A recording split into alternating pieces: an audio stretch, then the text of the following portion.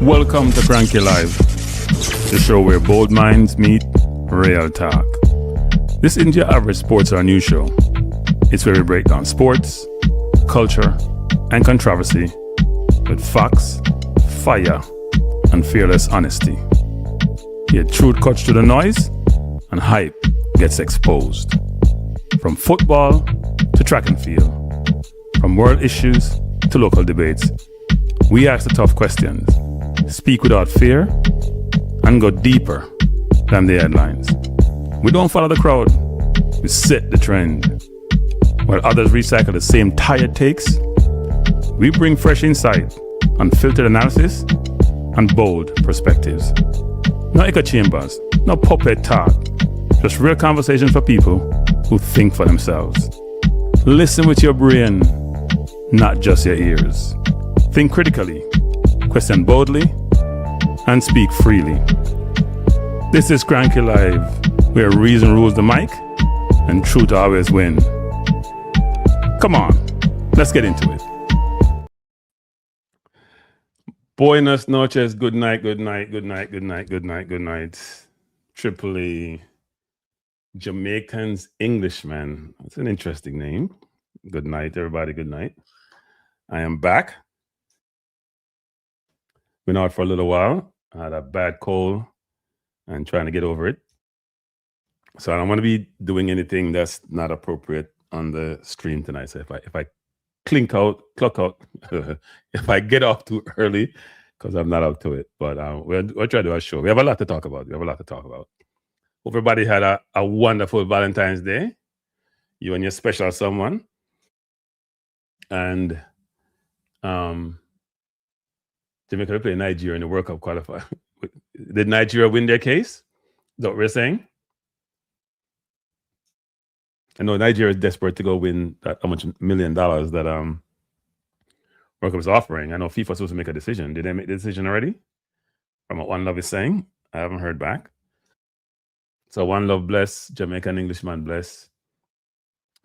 Jamaican Englishman saying history shows us the West Indies do well when tournaments are held on the subcontinent. 2012 winners, 2014 semifinalists, 2016 winners, 2021 Super 12s, and now 2026. So we're going to go into those topics tonight.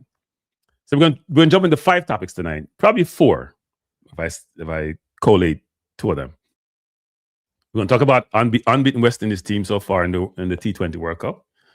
We're going to talk about the Premier League race, and Arsenal look like again they're wilting. We're going to talk about the Jamaica under-17 team heading to the World Cup. And when I finish talking about them, I'm going to be told I'm bad mind, but I am a true teller. And I call it like I see it. I don't camouflage stuff. And then we'll talk about Rudolph Speid's interview with Maverick. Long interview. So what I will do is break it up into segments and provide my response to some of what was said. I think the interview was done today. And I'm borrowing the interview from 433 Presser. You know, he has his own channel. Go over there and support him. I did speak to him today. So I'm borrowing it from his channel because I wasn't even aware of this. I was so busy trying to prepare for the show. And then last but not least, we'll talk about Reggae Boyz in the playoffs, but we may not need to do that because he may be incorporated into the Speid interview. So in terms of West Indies, I watched West Indies. So last week we had, I think it was a West Indies win, and the under-17 may have been about the same time that West Indies beat England and under-17 beat Canada. Good night, Michael Roberts, sorry. And it was really interesting actually because I was watching the England game and I went in very pessimistic as I am with West Indies nowadays. If you grew up in the period I grew up in, then you would understand why the West Indies in the last 25 or so years has just been not something you want to watch, even though they have won a couple T20 World Cups. 2016 and 2012. Am I missing something? I may have missed something, but they won a couple of them. And the win over England to me was, it was the same day, right? All right, thanks, Englishman. And so it was a very, very happy day for me. And I watched both games because when Jamaica played Canada, there was English Premier League on, and I was watching the under-17 game on the big TV and watching the Premier League on my iPad. All right? So let's talk about West Indies. West Indies look real, real good. Real, real good. Beat England. I mean, the Scotland game was a little bit tricky for a little while, but they put them away. The England game, they beat England handsomely. They gave people like Joshua Archer a hard time and played really well, batted really well. Rutherford saved us because it was a really tough time we were going for a while. Our batting always collapsed at some point, right? You could be 200 for one, and then you get 210 all out. That's normal for West Indies. Or you could be having somebody 5 for 60, and you're like, okay, they're going to bowl him for 100, and they make 200. That's the West Indies. A really team which don't know how to complete a task, don't know how to take advantage of situations and put them people to the sword. They allow you to recover, which is frustrating. When you say, yeah, Cranky, but West Indies have never lost in Kolkata. Well, that doesn't say much for West Indies when they play like England, for example. England came into this tournament not in a bad form, actually. And if you look at the seedings, as we go to the round of 8, you'll see that West Indies are probably going to be the lowest seeded team that goes through to the next round, even though they may win their group if they beat Italy, right? So if you look at the standings, you can see West Indies, obviously, their run rate, the net run rate, and their wins, they're comfortably going to win. Even if they lose to Italy, they will still go through as the number one as winning. But it doesn't really matter where you end up, to me, frankly, in this game, because West Indies are going to go to the zone where the group where they play. We have India in that group and South Africa, and probably Australia. Even though Australia has lost haven't they lost 2 games already? They're struggling. So, because in the next round, you're seeded based on your previous seeding, not if you win the group or not. So they're in what I call the group of death. They have India, South Africa, and probably going to have Australia, actually, West Indies. But the next group would have New Zealand, Sri Lanka. Maybe I'm mixing the South Africa thing. But whatever it is, though, it's not a pretty zone that they're in. They're going to be very, very tough. Zimbabwe beat, and Zimbabwe should beat. Well, I don't know. That's probably a close game. That should be a close game. And look, England struggled with Nepal. England has not played well throughout this tournament. Nepal could have beaten them, actually. With Italy, they weren't great against Italy. I think Italy just ran out of batsmen to put them to the sword. So, really interesting. But I'm glad West Indies is doing well. Hopefully, because I don't think they have any sponsors for this tournament, do they? So hopefully they'll do well, they generate some funds, and it can help the cricket program. But people would love to see West Indies cricket recover, but it's under the sword. But they've been captained well. I watched a game when Holder gave up 20-something England in the second over, and I'm like, here we go. But then they put on Motley, put on some spin, chase bowl well. So good thing for West Indies, and long may it continue. Long may it continue. And now we go to the EPL, and I'm not going to spend a ton of time on the EPL because most of the discussion going to be about the Speid interview. But in the EPL, Arsenal drew with Brentford last game out, and then Man City just destroyed Fulham. So we're in a very interesting time. Whenever Man City get to January and things not going well, they go out and buy what they want. They buy what they need. And they bought Gui and they bought Semenyo, and those 2 players have been the difference so far. I actually think Semenyo may have scored in every game he's played for Man City so far, if I'm not mistaken. Which I think Arsenal should have pursued Semenyo.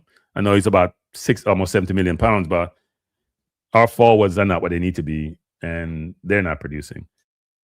So I'm not sure why we didn't put in some funds to go and buy Semenyo, but because our forward, I can't tell when last Trossard scored a goal. I cannot tell when last Saka scored a goal. Madueke scored the last game. Gokares is like the Titanic; he can't turn. And I've been arguing before the game about Gokares. Gokares is, you want somebody play football and they can score goals. They're a good goal scorer. But the rest of the game is just crap. That's Gokares. doesn't run the channel as well. When he gets out in the channel, he don't know what the hell to do. I saw him dribbling the ball the other day. And people, if you're playing football, this is basic. He's dribbling the ball on the left side of the field with his right foot. And he's dribbling the ball on the outside of the right foot, right in front of the defender. He's not even protecting the ball in any shape or form. Professional footballers don't do that. Bless up Tuffy Rudy, bless up Dr. Dan. Professional footballers don't do that. They don't dribble like that. You have to protect the ball. Anyway, I get frustrated watching Gokeres. And Jesus is inconsistent. I was very pleased, even though it was Wigan, to see Eze, because I rate Eze highly as a footballer. Very pleased to see him with his 2 assists against Wigan. If you haven't seen the first assist, people, that's what you call world-class assist. No matter if you're playing in the schoolyard. He had a ball about the halfway line. He shrugged off a defender. He made a look-away pass with the right pace between 3 lines of defense, found Madueke in stride, and all he had to do was place it in the corner. That's exquisite, well-coached football play, which is what I call not normal. So more power to him. Glad that he got 2 assists in that game, almost scored. And hopefully that will get him to a good place, because we do need him, especially now that Odegaard has only scored 1 goal this season and doesn't look like he's where he was 2 years ago. And the rest of the forward line is just not putting the balls away, apart from Gokeres scoring recently, not putting the ball away. People keep saying he held up well. I don't agree. When you pass the ball to him, sometimes it's like passing the ball on a wall. It bounces off. I see him get ball in the box sometimes. When Jesus get the ball in the box, he's already moving his body to get the defender off him. Gokeres has no movement. It's just... Eze doesn't get more playing time because he has not played well. He hasn't played well. The problem with Eze is that when you play forward, you're playing a 10, you're depending on others to get you the ball. If you're playing the 10, you're depending upon your other midfielders to get it to you, or the right or left back to get it to you. And most of the play for Arsenal comes through Saliba and sometimes Gabriel. It goes to Rice, it goes to Nkape, it goes to Calafiori, it goes to White, it goes to Timber, or it goes through Zubamende. The ball is not coming deep in the hole, and Eze reminds me of Ozil. He just strolls around the pitch. So he's not sprinting to either create space or get the ball. He's trying to play his normal game, and it's not working for him. And then when he gets it, he doesn't take a lot of risk. So yeah. Someone says Leicester, Farish, all the huge point. Man City has 150 charges. What I go on? Man City charges. That's something else. Don't know what's happening there. They should have been done a while ago. And Man City has good lawyers, so you never know. Very good lawyers. Very, very good lawyers. And when you got good lawyers, you can delay till forever. And they've been doing that. They've been delaying well. So you don't know the story there, but I'm not shocked about Man City, to be honest, at all. Not shocked at all. And hopefully they'll get that resolved, but who the hell knows? Give me 1 second, people. I apologize. Give me 1 second.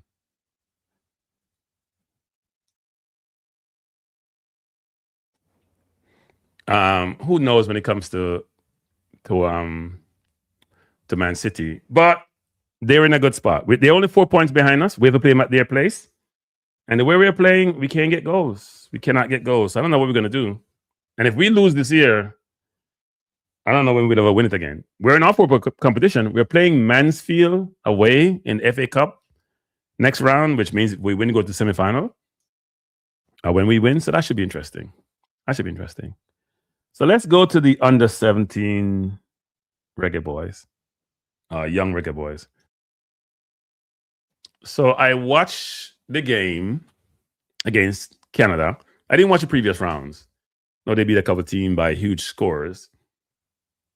And I was watching that in the West Indies game, same day the both games come on, and thoroughly enjoyed the victories. And was nervous for the Reggae Boyz because when I was watching the game, And some people want me. And so here's where you need to get out your bad mind comments, because they're going to come for me. But I'm just calling I see it. Because people going to say you're bad mind and you're this and you're that. I am glad the kids won. They're ecstatic. It's a great achievement to get to the World Cup. But you know their butt is coming, right? So now watch the game. What's in the left, right winger? Lamont and Nolan, good players. Defense is sturdy. The team is big. They're strong. They're physical. And they fit the stereotype of how we view Jamaica's footballers. So I was there. The more the game go on, the more nervous I got and the more frustrated I got. And one of the reasons that was the case was because I just didn't understand why we keep kicking the damn ball away. Like, it's almost as if they'd never been coached. And you know, I had a thing here this evening. I don't know what the hell I did with it. I want to show you guys something if I can find it. I swear I don't. It's almost like they never played football before in their life. And you know, some of the kids have ability, right? You see the kids play. You know, some of them have ability. It was clear they have ability. But I was getting frustrated, very, very frustrated. And I don't think it's okay. I don't think it's okay for these kids to have the ability that they do, for these kids to be very good footballers. And yet, the thing that jumped out at me was, are they being coached? Are they being coached? Because when you have such athletic and physical ability, but you haven't been taught a spatial awareness, how to pivot, how to move, how to create space, how to, when you are in certain positions, covering your gaps. I felt like cussing watching it. I'm like, look at these kids. Physical, strong, can beat a man, skillful. I swear, go watch the game. They didn't make 3 passes in the second half. Let me say this again. They did not make 3 passes in the second half. And then I listened to the programs afterward, and I hear all these people come on these channels talking about, see, as we told you, we don't need no foreigner, we don't need no diaspora. And then we hear Maverick saying this. Yeah, see them play, they have great players. And then do this, and when somebody call and say, yeah, that me I say, no, that me I say. And somebody asked me, you know, Cranky, why do you still cover Jamaica football? Because it frustrates you so much. Why you cover Jamaica event? Because if you're Jamaican, you're Jamaican. You're not something else. What are you going to do? I put up with the nonsense. And I was so frustrated watching the game. I mean, the left back will win the ball and then just kick it back to Canada. People, go check the stats. I think Canada had about 70% possession, you know. You know what the game reminded me of? I was talking to somebody about this. The game reminded me of, you go, if you guys live in Jamaica and you go up to, in the old days, you go up to Ligani, not Ligani, even Ligani, you go up town someplace. And you have them kids who can play football, but them, at Jamaica, them call them Rista. It's short for aristocrat. They're well off. They're cultured. But they can't take no physicality.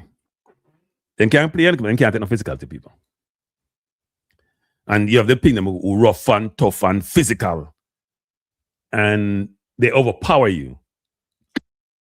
So even though Canada is structured, well coached, can see them have money, it looks like a bunch of people come from the suburbs who never play football, but lack physicality. Now, I didn't think it was a penalty, by the way. I think that penalty was harsh. The Jamaica could have won 3-0. But when I watch each of the goal, the first goal, the Canada center back never once glanced. Didn't see the person behind, didn't see what's his name, Nolan behind him. The second goal, the Canada defense hesitated. It was Canada had the ball, you know, Gateway, and we scored. And the third goal, they're chasing the game. But if you watch the game insightfully, if you watch the game deductively, if you are a scout coming to watch football play, and I know Nolan, I think Nolan won play of the tournament, because he scored a bunch of goals, you would have walked away saying, yeah, this team is physical, they're fast, they're strong. But I thought it was Cavaliers playing. I thought it was Cavalier playing. He can't run football. Just kicking the ball away. And and look, Canada had to score, had to win the game, right? To go through. They couldn't draw. So they're always going to be chasing the game. And they weren't decisive in the final third. But when I listen to the narrative, I am frustrated because here's what's going to happen, people. We're going to go to the World Cup. We have time for it between now and November, but I'm not sure things are going to change materially. We're going to go to the World Cup. We're going to meet some very good teams who are physical like us, and we're going to struggle. And I think high school football is cancer in Jamaica football. Repeat that again. I said this today. I think high school football is cancer when it comes to youth football in Jamaica. And here's the reason why. Because when you're playing any sport, for you to get better, you have to be around good players around you to improve, to make you improve. Okay, if you play against people who can't, you ever play football against some people, but them can't play and just go by them, boom, boom, boom, and you score, and you feel good, but you realize that they're not good. You have to play against competitive people who can help you to improve your game, can require you to excel and to improve and to enhance your skill set. And what happened in high school football, and it gets even worse nowadays, even worse than previous years, because every school is a high school. And you don't have no Division 1, Division 2, and Division 3 in a high school. So you could play a team where JC play KC equivalent. When you play somebody else, you can't play football. So you score 5, 10 if you're good. And because the talent is not spread out, because in the previous days, all the good players would go to the same school in a sense. So it's a small number of schools. That's not like that anymore. Because in the previous days, the secondary school kids would just go to the high school because they can't play football and then they can't read and write. So then that creates that situation whereby the players don't know their true ability and they're not being coached the right way. And if you have all these players going to all these schools, all them coaches don't look good. Now, someone was telling me today, someone today was saying in Belgium, they have this program where in high school, they teach them all the same pattern of play and style of play and football philosophy. So they are learning. In the US, most of the kids who can play football or are very good don't play high school football. Then go to the MLS, whatever, go play football. They're not playing high school football. They're going to a more structured professional environment. And so even though we're all happy for the under 21, I also fear for them. And some of those kids have potential to be very, very good. And we know what will happen when they get to a next level. That's why they don't matriculate to go higher, because they'll have the misconception about their ability when they have been well coached and they're not going to improve at a certain level. At a certain point, when you reach 17, 18, because most of these kids, I think only one is born 2010, most of them born 2009. So they are 17. They are 17 this year or 17 now. People playing football at the highest level at 17. And the kids they play against Canada, they look like they're just babies. They're some more physical than them. So even though some people are going to say, Cranky, you're a hater and you're a fighter and you're this, you need to know when to assess games, assess talent, project for the future. And I don't think a lot of the people care about these kids. They don't care about the kids. Okay, if you care about the kids, you would do what's in the best interest of those kids. You want to make sure you train them well mentally, physically. Some people may even say spiritually. I'm not spiritual. But it's unfair to the kids to set, because if I'm that kid in that go work up them, if you say me, I go pro, you know. And a lot of those kids to me haven't been coached the right way to go pro. When they're playing against Canada, go check people, because you may think I'm not telling the truth. I do not believe, and maybe I'm wrong, I don't believe that we made 3 passes in the second half. I don't believe we make 3 passes. I don't believe we made 3 passes. Now, you know what I did? I had a tape from before the game. Before the game come on my channel, here's a something in North Carolina. And sometimes the level of competition affects what you do and how you do it, right? But what I'm going to do, let me see if I can find it. Before the game, I sent me something a while ago, about 2-minute tape. I mean, want to save me, can't find it. He said, boy, can me so vex? Maybe they can make a pass. Right? I'll do this. I'll do this. Me not even check it that good, but me know in send me a few of them. Me I'll play it and see if we can see 2 passes in one game. Because I never see 2 passes in a game there. It's a 2 minute, thing we may have. 2 minutes. No, be here for 2 minutes. Me say before the game team can pass the ball a couple times. Me look when I want to quick to that, and I spend much time on it. So that's 2 passes, right? That's 1, that's 2. Me say they can make 3 passes. Kid is patient. That's 3 passes. Wow, good turn. That's 4 passes. That's 5 passes. All right, turnover. Win it back. Now, these kids are young. I think they're under 15, right? It's only a 2-minute thing, so it's not going to take long. It don't take long. Make sure that people can actually make a pass and go back to somebody else. I think they're under 15s. All right? They're creating space. They're moving the ball. They're very comfortable. They're not rushed. Now, the level of competition matters now, but it's all about the drills. You can see the drills, them come out. You see how them create space? So they move, so the man go right, run right where they go.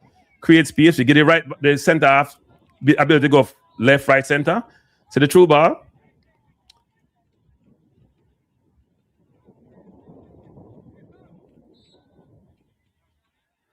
It's only 2 minutes, so it's not going to stay long. No, that one is longer than 2 minutes. I'm not going to make it long. I only about 34 minutes. I thought it was a 2-minute one. I have another one. The point I'm trying to make is this. I'll stop the tape. Mr. We can stop this tape. I'll stop it and take it off. The point I'm trying to make is this. Because if you watch the whole tape, appear past them, them coach. Somebody coach these kids. Somebody coach them. They pass the ball and move and pass the ball and move. No matter how good the other opposition is, if you pass and move and go in a space, if you know when to stop and to turn and to create space, if you know when to drop your shoulder and move, if you know when to direct your players around you, crazy.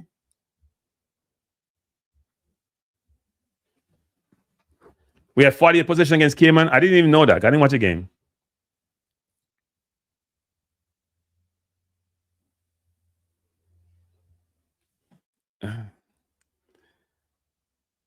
I thought John Wall was possession based. So maybe I'm wrong. But whatever template, they're doing their own thing. Whatever John Wall talked about, they're doing their own thing. They have different coaches. John Wall left over a year ago. It's not John Wall's team. In fact, John Wall didn't coach the under-17. The under-17 was coached by Freddie last year, and is coached by Wendell this year. And it looked like Vassar Reynolds and Freddie are on his team. So that's not John Wall. It's not about whether I have 50% possession or not. It's for me to understand that when I don't have the ball, I'm in danger.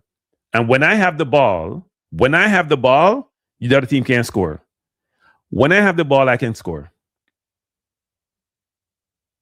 Right? When I have the ball, the team can't score. So I don't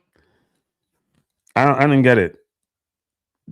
And people want to give excuses about tedious program and John Wall. Let me just say some people. When you get the ball, especially when you get the ball on defense, you just kick with the ball. So that's basic, fundamental 101 football. You just kick the ball up the field and hope, and the ball just come back to you fast and you go up.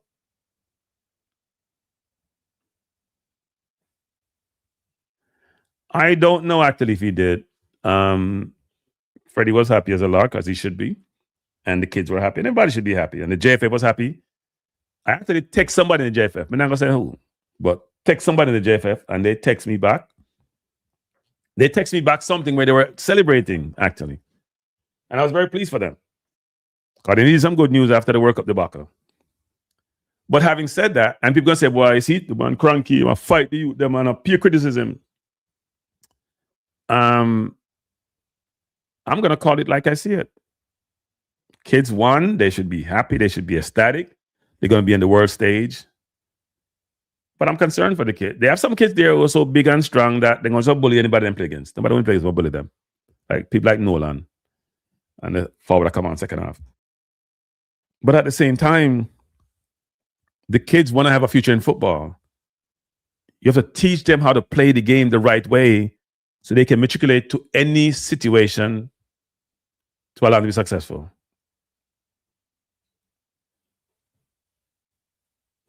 This kid score 18 goals and don't allow a goal from open. Okay. I hear Rob Smith, so Cranky's wrong and you're right. So Cranky's criticizing them. To what the teams they play, did they play? Aruba and Cayman Islands are brilliant, big football powerhouses. And Canada is a good team. And they were the better team in the game. And if you go read the Observer, they said the same thing, by the way, because I read the Observer again today. Said the same thing. Canada was a better team. Jamaica scored the goals. But you guys, if you like Rob Smith, you're missing the point, actually. You're missing the point. The point is that second half, we didn't make 3 passes at any period of time that I can recall in a whole 45 plus minutes.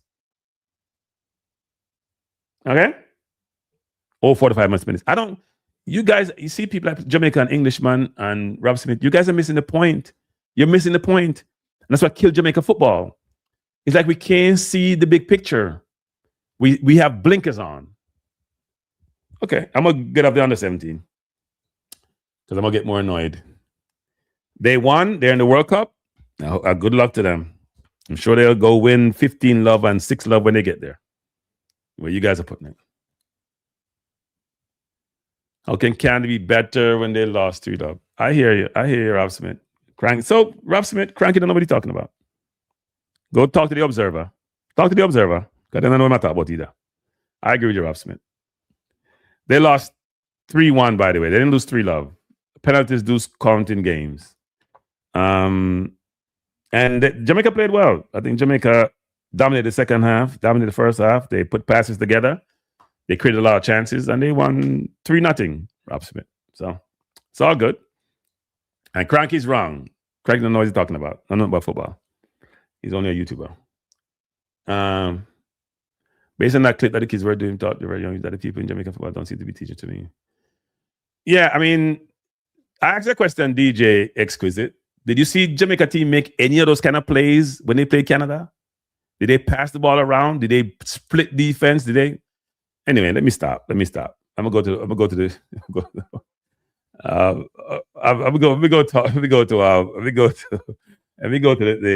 interview. So I got something today. I'm gonna skip from the under 21, under 17. Sorry, under 17. I hope the under 20 do better this time because I hear people saying they don't need no foreign balls in the team, and see we can play with an Englishman them. So those of you who think that way, let me say this: Rudolph Speid, if you're listening, do not use any diaspora player in your team to go for the playoff. I think the locally developed players they have in the JPL. And the one who play overseas, I think you have players like Lowe playing in the Great Thailand League now. You have players like Whisper, who's known at Leicester, who's a phenom. You have Dixon, who is in England playing. I think he's now in the academy. He got called back from loan from League 2 where he was. I think he's a very good player. You have Nicholson. Maybe can't play the first game, but he's in Mexico. He's playing for a team. Well, he's in Mexico. He's not really playing, but he's a great Jamaica center forward. You have Cephas, who is in the Russian league. I did check his stats the other day. I couldn't find him. Sorry. Who else you have? So you have the core of your team, and the last 4 who finish the game, Jamaica should start the next game. Dixon should start at the 10. Nicholson maybe missed the first game, got a red card after the game done, so maybe he can't start. But put Watson up there. What's his name? The forward from Mount Pleasant. Then you have Wisp up on the right, and then you have Cephas on the left. And you put the midfielder name from Jamaica. That's the team we have. Right? That's the team we have. Don't play no foreign ball. Them man, a mash up a team. Me agree with Maverick. Me agree to call them a Maverick program. Don't Warner Brown, Warner Brown, not Watson, Warner Brown. Put Warner Brown up front. Then you have a difference. You have King and Lowe. Kind of Lowe play some football. You can put Freak. I think Free have a problem with yellow cards. So you put Tavan Great right back. And then you know what? We figure out the left back later. You know? Oh, the kid that play in play a Europa League the other day. Webster. left back. You don't need no Englishman for your team. Let me talk about you don't need Englishman. We don't need no Englishman for our team, people. I idiot thing not go on with put no Englishman painting. Them man are not good. But them play championship ball and Rico Henry had match at the place. I left back for Brentford and Pinnock played today, but we don't need them on there. We don't need them on there. We don't need them on there, people. and what name? Yeah, we don't need them on there. We don't need them on there. So we not call no other name on player who supposedly come. Now call their name. Andre Blake can go. Yeah. See, people, we have a team. Me agree with you, Maverick. We don't need no foreign ball on our team. We come mash at the team. We not qualify nothing. Then the same thing, qualify go World Cup, then play a wonderful football. Them have 70% possession and 80% possession. And then people have views. Them look at man like Cranky, I come on, I say the people in football, but them want the best team on the field or what them think is the best team. They don't know about football. Them and they are dunce, football dunce. As you call them, when they are the man think them smart. Them are waste man. Them go away. Play the young Jamaican players. Those are the ones we should have. We don't want no diaspora foreign people come mess up the team. The chemistry. Look at the great chemistry. You have the whole jungle forward line. Yeah, because them finish it. Hey, let me tell you something, people. We have to laugh, you know. We play the tape now. We'll skip now because it's important to go down the tape because Maverick interview Rudolph. And by the way, prepare for this. When I go through this interview, I'm going to be stopping it quite a bit to give my perspective. It's about an hour, so we have we're gone about 36 minutes already. We have time. So let me pull it up. Let me do it. Right, let me drop it. I'm gonna drop it. Let me pull it up. Let me pull it up. We're gonna play it. Yep, here it is. All right. So this is Rudolph Speid's interview with Maverick. He went on the soft station in first. Well, I had him soft anyway. He went on KLAS, then he went to one of them brethren on another FM station. Then I'm gonna HEATS 97 for Maverick. So let me play it. And then I will stop it as we go along. So Rudolph Speid interview by Maverick. Let me just be clear on this. I heard 5 minutes of the interview. I didn't hear the whole thing. Because it dropped this afternoon about 4 something. See Presser drop it. I'm a car Presser and say we can't play it. So Presser allow me to play it.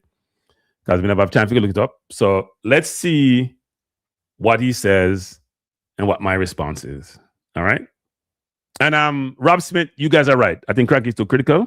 The Indiana 17 team is brilliant. They keep the ball really well. They pass well. They move well. They have spatial awareness, positional awareness. They're excellent players. So I think Cranky don't know what I'm talking about. Anyway, let's go. All right. We're going to start the Chronicle now. You're going to start it now. Can you guys hear that? I want to make sure you can hear this enough because then I may have to play play it on my phone. Could you guys hear that? Just please let me know if you can hear it. I can't plug me. I don't want to plug me. The debacle. I call it the debacle. Can you guys hear that? Just let me know before I start. Just tell me yes or no. If not, I have to on my phone, so it may not come across here. Good. So we can hear. Bless. And here I'm going to ask you. Obviously, when we started this campaign, we had Jaime Halgrimson here. I personal opinion, I thought he was making steady progress with the team. For one reason or another, maybe you can shed some light on it. He decided to leave. In hindsight, was it a mistake to let Halgrimson go? If somebody want to leave, you kidnap them and keep them. No, but he want to leave. He wanted to leave because he wanted to leave from some differences. No, with the federation. No, there was no differences. He wanted to leave from he lost the game against Canada and Jamaica.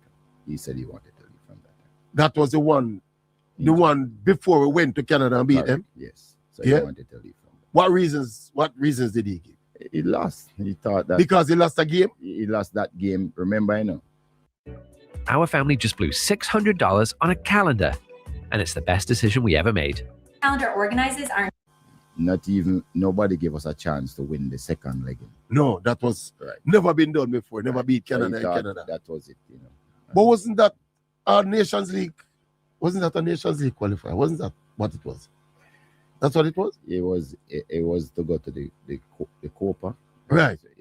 But that wasn't the main. No. But if he thought that he wasn't doing well, some coaches walking. But he was winning. He won the first 2 games of the World Cup qualifiers, which I figure was the main thing he was here for. No, whatever. Yeah, I think he was using it as an excuse. Whatever his reason was, After that game, he told me he wanted to leave, and he was going to leave after the second leg. Then we won the second leg, and he changed his mind. I was told that he was being pressured. By who? I don't know. But pressured to, for one, to stay in Jamaica when him kind of did uncomfortable. He did agree that he was going to stay here initially. Initially, but after a while he realized well, he want to go back look, to Iceland yes, because for one reason or another. Maybe, but and I was told he was being pressured, so you have to stay here. Yeah, but so what? Eh? So what? Then Mr. explain to you what? No, so eh? And Mr. explain to you why it's a explanation no make no sense. So he was being pressured. No, but you come and sign a contract to get A and B and C and D. Mm-hmm. In return, you give A and B and C and D. Mm-hmm. Then all of a sudden, you don't want the two white things them where you want to expand upon that. So why not reduce the money? Some of the things did you agree to reduce the money? Did you come back and say, all right, you know what? Me now go do this. Some more you want my money reduced by this. That's maybe some kind of negotiation should have taken place. Right. What did he agree to that he was basically not living up to? He was supposed to stay here and was supposed to live in Jamaica, make sure we have a local squad. Local squad in training, make sure that your expertise is imparted with the rest of the country. So there was no regard to the job he was doing with the team itself. It was more about fulfilling his obligations. I thought the team was making good, steady progress. Nobody asked him to leave. He left because of the pressure, man. No, he moved on under pressure. He wanted to leave. I remember he came here. He was my co-host one morning, And while we were here, I was asking him. But he's a very coy gentleman. Him not stay like me and you. Him very politically correct. So he never wanted to give me too much about. But I remember when we talked after the year, him kind of was, without being specific, he was saying he was disappointed with some of the things that he had to work with and some of the systems that he had to work with, kind of thing. Again, before he came here, I would have sat with him and tell him everything that him saying him discover. So he wasn't being Christopher Columbus. He knew every single thing, how poor we were, how some of our persons was learning their jobs, etc. As a matter of fact, every single person that he wanted us to employ, we employed him. So we tried to facilitate the process as much as possible. All right. And if you look at what the country that he went, what they said, they wanted him from the timing. So he had his eye out there a long time. Yeah. I wouldn't believe. Probably made up his mind about Jamaica well in advance. That too. The man that come from one place where on ice, on Iceland. Jamaica was like a exotic experience in never work out. But there's no notion that we wanted him to leave or anything. You never wanted him to leave? I would force him out. No, I didn't want him. His replacement now. So before I go my comments, can you guys, by the way, people, I don't know if I'm in the chat, but hit the like button while you're here.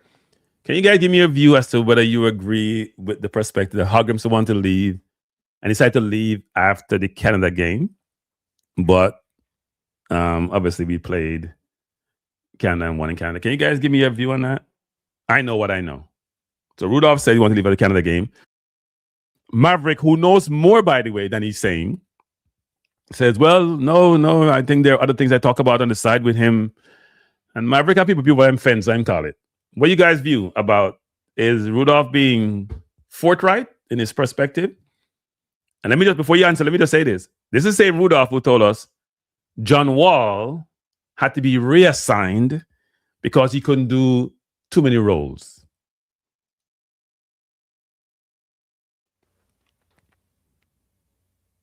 I hear you, Floyd. Floyd said, nah, they made him perturb, so him leave.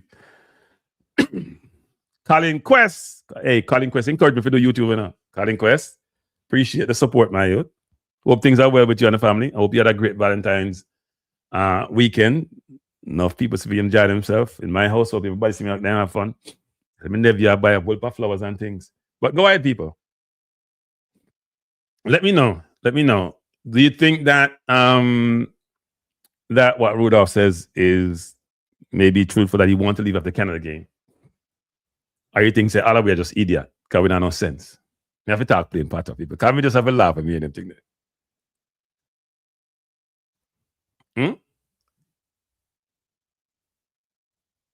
Somebody want to leave the program because they lost a game. And grown-ass people are supposed to buy that explanation. Jesus Lord. Whew. And we are supposed to believe. Thank you, Colin. Appreciate it. We're supposed to believe that? No, on the people that take back into it. This is a coach. In football, you win some, you lose some. As a coach, you know this. Gary says, I don't think you're being forthright. Why would he want to air their dirty laundry? And Maverick says he's being coy. He's not being coy. He's being professional. That's what professionals do. They manage what they're saying. Whenever you listen, you hear Pastor Coglu come out and say Tottenham is not a big team and all this, and he's getting different perspectives from people. People may agree with him, but they blast him, right? There are certain things you say in a certain role you don't say in public. You just don't. So you see when executives get fired or something, they say, oh, it's mutual consent. Or you have to spend more time with his family. That's what happens. Because coaches know they have other roles they have to go assume at some point. They want to keep the business. And your next employer is going to be very concerned about what you have said previously, whether it's in your social media or verbally in some ways. Right? So that idea that he's being coy is not being coy. He's being a professional. And Maverick said, well, you and I will be different. I don't know. You were coy with Rudolph. You knew the deal, but you didn't push Rudolph. Rudolph pushed back on you and you backed down. Now, I can tell you from what I've heard. So I'm going to explain a couple of things. One is he didn't leave because he lost no game. Let me just be frank, because I'm getting annoyed hearing that nonsense. He didn't leave because he lost no game. That's his total bullshit. Sorry, people. I had to say it. I'm getting aggravated. There are many factors why he left. And even the coach who came after him complained about not having certain tools. Now, Rudolph said he told him everything. First of all, you can't tell everybody everything. Okay, I know every single thing they're going to run into. You may have given him some lay of the land about what he's going to experience. And he had some of that information before about working in challenging environment, right? And he wasn't happy with the food in Jamaica and some of those things. But when you try to tell people which team them to pick and which player them to pick and which player to get exposure, that's a problem. But you can never say that in public. You're trying to tell the coach which player to pick and which local player to get exposure so they can get contract. That's how I view it. That's the reason why coach want to leave. Why do you think that McLaren played 4, what you want to call them, junglers or 3 junglers up front? And that's what I give him. Between the crowd and other people pressure McLaren, you know. And you'll give an example, people. We'll get to the tape, people. You'll give an example of how messed up we are. Stay with me, because some of the people, them just so parochial in them view, then can't see them choose from them foot from them nose. In that last game, we had Dixon, who now played no football. We have Cephas, who do well, like coach, but he not play the football. We have Nicholson, who not play the football. We have Whisper, who didn't play pushing the football. They were the last 4-1 qualified for the World Cup. They did throw on Calamari at the end. Dixon plays over Campbell. Campbell is a Charlton starter in their team for the last 2 seasons, every game. Dixon, them send him out Alpan loan, no him gone back at the academy. If you are Charlton or anybody and you know football and you see Dixon are playing over this kid, you have to ask yourself, what the hell is happening? How are they on them organization there? But because about who is born where, you play because you're born in Jamaica. That's what happened with some of the players. You play where you're born in Jamaica, you get preference. That's a reverse affirmative action in some way, shape, or form. So we never want to go World Cup. We want to go World Cup with the players who were born in Jamaica, so we can't say our local people do it. Because we have too much foreign up on the team, as they call it. And the Dixon Campbell situation is the one that boggles my mind. Dixon not even get game in the League 2. Him can't come over the bench in the League 2. That's why I'm taking back on loan in the academy and can't get game. And him play over Campbell, who was start in the championship. You just need to cause some bad word. Now we go back to what Rudolph is saying. Rudolph I don't care if you're vexed or not. You're being disingenuous, and it's not okay. We're not all idiots. We may not look that smart. We may not act that smart. We may not be too eloquent. We may not be articulate, but we are not idiot. And for Maverick to allow you to get away with that is not okay. You should have said, you know what? Disagree with you. We agree to move on. But you telling us that the man left because of one game is insulting our intelligence. That means you have no respect for intelligence. But I'll keep playing it. As I said, people, that's the only part of the tape I listened to before. I haven't heard any else thing apart from this, and I was very upset hearing this. Probably can hear my voice. I want a big fool man not to carry come and say a coaching. Eh? I think and that man never mandated today and build no squad. So explain that Steve McLaren. It was the same. No, he got the same job description. He was supposed to live here and do all that because he was supposed to live here and do everything that we had to agree. It was the same job. It was the same kind of piece of job paper, everything. Yeah. So, but you were much more, lenient in. No, we saw the writing again on the wall. That he never wanted to stay. They don't want to stay. Yeah. So that they just want to come when we have games and which is probably a fool's paradise. You think that had a lot anything to do with what happened ultimately? No. Well, yes and no. And let me tell you why. You're right. Is the easiest group in the history of World Cup qualifying speed. Yes. We're not going to ever be another group as easy as that. And it was the easiest one up to this point. But the match would not have been easy though. It's not a match. That's you never have to come down to the match. No. Not the match. Oh. None of the match would have been easy because everybody was seeing the same thing. That this is that right. Group. Understood. Right. Understood. They have a chance. Understood. It was the easiest for all the teams in the group. Yes. Easiest possible for all the teams. Yes, I agree. But the matches themselves were not easy. Using a toothbrush is my least favorite way to clean retainers. I use the dental pod. If you wear your retainer every night like I do, you know how quickly it can start getting cloudy and unhygienic. I see the normally, because I subscribe to YouTube, I should download it and then play it. So sorry about that. The truth, though, is that I don't believe because the coach wasn't living here is the only factor. But I believe when you're in your country and you sit down and you talk to the people and see how anxious they were and you kind of build up a different belief because I don't walk on the road and somebody now say, Mr. Speid, make sure, right? So my countrymen, them start to motivate me to want to do it more. And I say, oh, me I go walk back on the road if me no go World Cup. So all of those emotions, I think you do better and probably on top of your game. And the question you should ask yourself, as Rudolph keeps speaking, I'm sure Maverick is talking about, is what is he doing apart from playing the Martiniques of the world, prepare the World Cup? But let's hope that this come across in the interview. The management of those, what was it, 6 games. All right, we can take Bermuda out there. Bermuda wasn't really a factor. I don't know how they got here in the first place. But we beat Trinidad at home. Had Trinidad to beat in Trinidad to qualify. And to my mind, you have various points where you can say, that's how we give it the World Cup.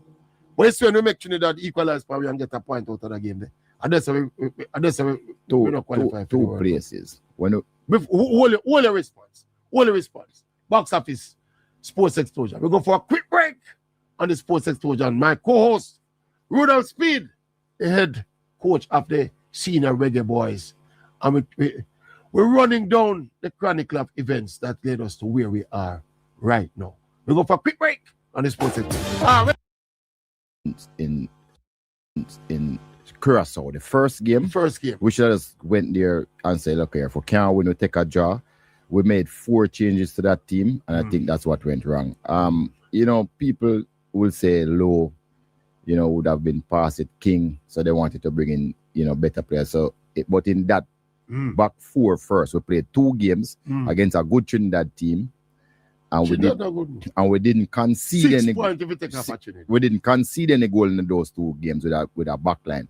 We changed it up, bringing 2 new players and 2 midfielders. That was Low and King. Yeah, I thought that was the mistake in the Curacao game.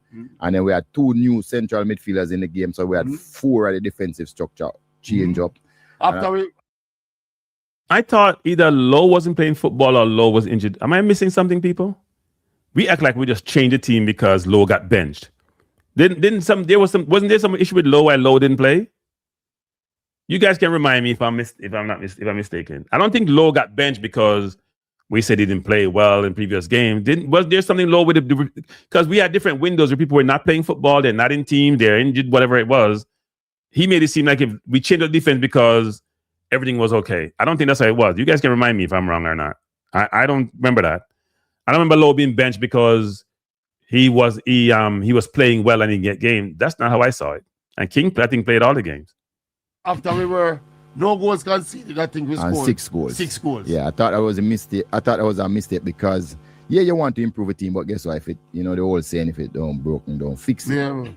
And Lowe hardly factored from there. Right. And then the second game in Trinidad now, well, King went down, but then we had some gymnastics. We're trying to save people from cards. And first of all, once we changed the midfield in Curacao, Hayden had too many yellow cards, so he couldn't play. What are we talking about? We're talking about is if the coach made decisions because he made poor decisions versus the coach was forced to make changes given facts and circumstances. And then Maverick, him the kind of follow nothing, him just keep going. Because him not follow nothing, him not understand the football, him not close to the football, him can't challenge them assertion there. I think that was what cost us that game. The Trinidad game? Yeah, so those are the 2 flashpoints, I think. I think tactically we got that game wrong. No. When we went 1 up, it's long time, so them take off CFAS off our field in time. And CFAS, whether we like it or not, our most potent attacker in terms of his pace. And he scored a goal in the game. And obviously we pull him off when was that? It's like 60-odd minutes.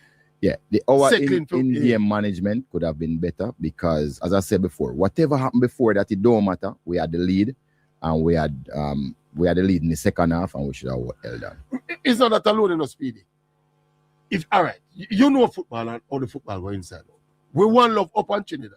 Trinidad is exiting the World Cup at home, my boss. Yes. Trinidad had no choice now, but to come, and look the goal, And our best bet, best gamble then, would have at least keep CFAS on the field to try to see if we can get the second one to kill the game.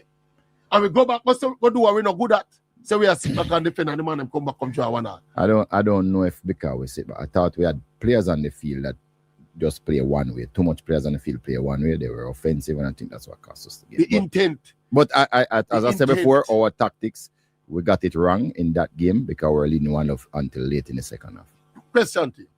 In hindsight now, you think it was a mistake hiring Steve McLaren? Steve Bruce had the wrong Steve. You think it was a mistake? Look, there's a lot of things why you employ a coach. We all just sit and say it, but you had coaches was asking for up to $200,000 a month. We couldn't afford it. Fine. Yeah. I'm just telling you, so there's a lot of factors. It's not just. My husband never looked back at his old suit pants after I gifted him these. The coach's ability, because there was coach out there that had a bit more ability, but we just couldn't afford them. And they wanted to come with 10 staff and all of that. We just, with a bankrupt, we couldn't afford it. So it's more of an affordability issue where we have more Steve factors McLaren. than one, yeah. And to getting the England players here as well. Was that a part of it as well? That was his connection to the England player. We were using like a lot of England players. Right? But we were using a lot of England. Who did he get here? He don't get nobody here. No, I'm saying we were using a lot of England players. So we, you would be able to watch them and be able to, who's gonna perform, etc., etc. So there were some positives, as I said before, in hindsight. So let me touch upon that a little bit because you guys will hear me talk. If you watch my program, you hear me talk about it a lot. I don't remember Steve McLaren going to games until late in the program. Steve McLaren was on vacation. Steve McLaren is Speid's hire. Let me say it again, because people say you only recommend a theme hire. Him work with him in the TDS program, and he hired him because of the program. That's why Steve Bruce said, "I the wrong Steve Jamaica. I'm thinking him get the job." And I have no idea which coach might have of $20,000 a year, but they didn't spend too long after hiring the coach. It wasn't that long a search. He knew about Steve McLaren a long time ago. And he asked him if it was a bad hire, and he's still not saying it's a bad hire. He's still not saying it's a bad hire. Well, it has to be a bad hire because he failed. So it has to be a bad hire. Whether or not somebody else would qualify us, it's a bad hire, no matter how you want to hide behind it. No. Boy. All right. We'll get to the mission at hand. But Obi, anybody out there now? All right. 8780120. Check in and let your voices be heard. I think the people want to hear me yet. The mission at hand now, Speed. Before we get to the mission at hand, I hope people say you should be nowhere close to the national team after being an integral part of that failure. You know? How you play to that? Well, first thing, these people don't even watch football because most time when the coach fail, they put the interim, they put the assistant coach as the head coach. So that don't make any sense. It's a nonsense argument. That's a one. But two, I was not there to insist. I was there to assist if the coach wanted my expertise. And when he wanted, he asked for it. I'm sure nobody was saying that after the first two games when we were leading, when they had 6 points, 6 goals, and plus 6 average. But after that, things just didn't go well. And as I'm sorry, everybody, that's not correct. There are people saying McLaren, we may qualify despite McLaren, not because of McLaren. Let me repeat that. Go watch the tapes. The emphasis was McLaren ain't make us qualify. We will qualify despite McLaren, not because of McLaren, because we had was Maverick and Soups one.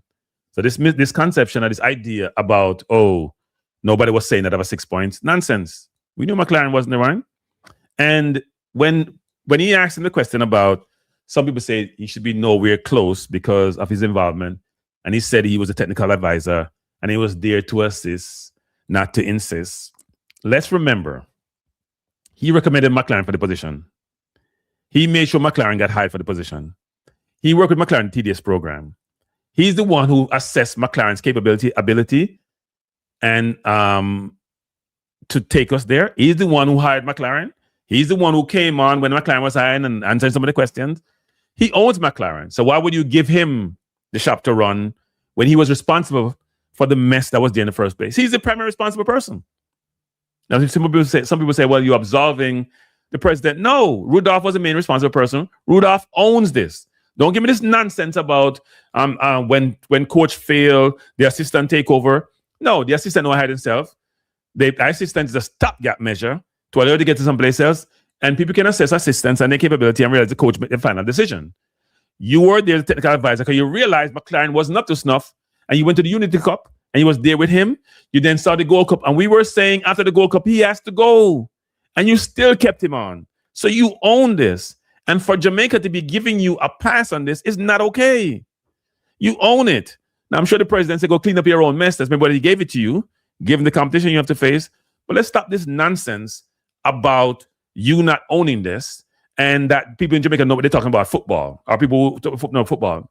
I know you're the football genius. I know you're the football god. Your team play beautiful football. They keep the ball really well. They pass the ball really well. You have won Cup of Caribbean Championship, and you're a godsend when it comes to football. You're the epitome of football knowledge and intellect and intelligence. But you failed miserably in this case, if you want to put yourself in that vein, and you're being rewarded for failing. And if you fail again, they're going to say, you know what? Congo or Nigeria was too good. That's why it worked out the way it did. Spare us. Before, the coach still had the last word. If I went there and was saying, tell the coach, no, you have to listen to me, then it would be a much different argument that I was interfering and all of that, which I tried not to. So it is what it is. I don't worry about those things. If those people could ever rattle me, then I wouldn't be the one for the job now. But here why I think people, them have a case. Here why them have a case. We're going to get to the call right now. But because of how uniquely intertwined you were in the whole process. Because remember saying from a technical leadership point of view, I had the coach them from Al Grimson to McLaren. We get the easiest group ever. I am a coach. You're the in charge of the technical committee. It's a policy. Listen to me. I give the board 4 names. The board decide who is the ultimate person based on the other factors. So it's not you pick Steve McLaren. You're not listening. My committee for every single coaching job recommend to the board. I want to know, have you made this mistake with your holster? And by mistake, I mean, did you get a holster that's uncomfortable so you don't carry all the time? The JFF board, and we never give them one name, no time. Even when Al Grimson come here, them get 4 names, and the board decide based on the factors. who is going to be the ultimate person. Yeah, Based on all the factors. And same thing with me, is the board decide. Say I'm here be the coach now. We have a call. So here's what Maverick should have asked him. Okay, the board decide. When you ask to provide your recommendation, do you have to list them in terms of preference from your committee or you in terms of how you rank them? Do you have to rank them? Or just give them 4 names with all the criteria that's required and how they measure up to those criteria, right? Is that how it works? Because I don't understand that. Because every time I see the coaching situation, every coach him recommend get higher. So the board don't, if him recommend, or you just give the coach 4, they just get him 4 names and then somehow pick the one where you want. How does that work? The question should have been, let's decipher through this, which is, if you have 4 coaches, do you have to rank them 1 to 4? Or if you have 4 coaches, are you just listing their qualification? Because we all know what the qualifications are. We know what Steve Bruce is. We know what McLaren is. You don't recommend any coach. You just put on 4 coaches. And we're supposed to believe that? Well, we're fool. Bad. Quick. Morning, CC. Morning, my boss. Morning, Mr. Speid. Me not hear him good enough. You know, I hear him. I'm hearing him. Go again, CC. Mr. Speid, I can understand saying now you hear me because You hear him? You hear him no Speed? If you not say nothing, hear him low. You can turn up this. And if you better. Let me see. Oh man, I too much now. Try this one. Well, Try this one. Go on, CC. yeah, go ahead. Yeah, Mr. Speid. Now you're clear now. You mentioned something earlier. Let me take up this headset off my. Yeah, you mentioned something earlier. Can you repeat this for me? Really Downs well and the technical staff. I don't think I heard what you said. I don't know which part of Mr. Donzel. No, like you said something about multiple World Cup. Yeah, he has been on the technical staff for 5 World Cups now. Yeah, but he does say something like no one else in the world. I said probably no one else. Definitely not in Jamaica. But for somebody to go to 5 World Cup, that's a big deal.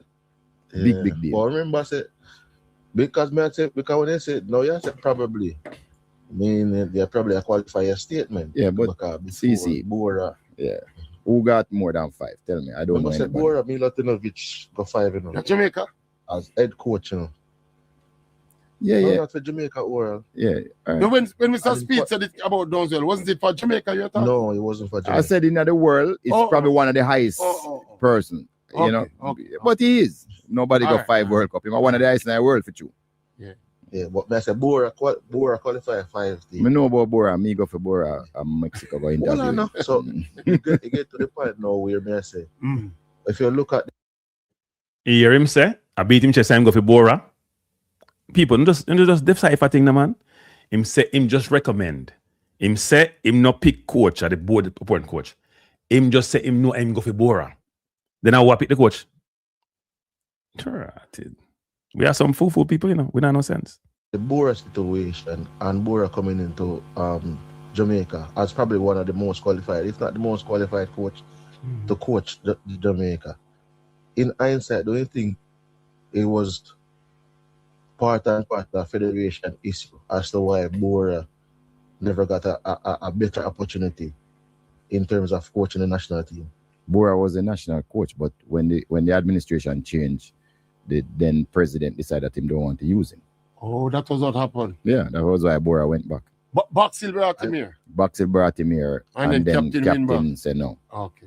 So you realize that is another issue of what when we are trying to build something of continuity. No, but Bora was expensive, you know. He was, as far as me know, he was the most expensive coach ever come to Jamaica. So that was a factor. So it's a factor. I can't blame captain for that because, as I said before, you know, we can easily say things, but as I said, there's a numerous factor why you decide to take a coach or don't take a coach, you know. Yeah. It's but not I easy. have 2 other things more to say to you. Read the last time when we were trying to get a coach, I remember, did you not say, because I don't want to misquote you, that money wasn't an issue in terms of trying to get the coach that we wanted? I don't know. I can't remember that. All I can tell you, I just want you to get the point straight, because a lot of people don't get the point straight. We interview like 50 coach. We had 50 coach on our list. We come down to 4, We go to the board, and then after that, the CEO take over. We say, these are the 4 people in this order, and then them take over and negotiate. And the man said them interview 50 coach. You don't believe that? 50 coaches. Or were they all head coaches interview? 50 head coach interview. First of all, if you interview 50 coach, you don't know what you do. If you interview 50 head coach, you don't know what you do. You interview 50, or you look on 50 resume.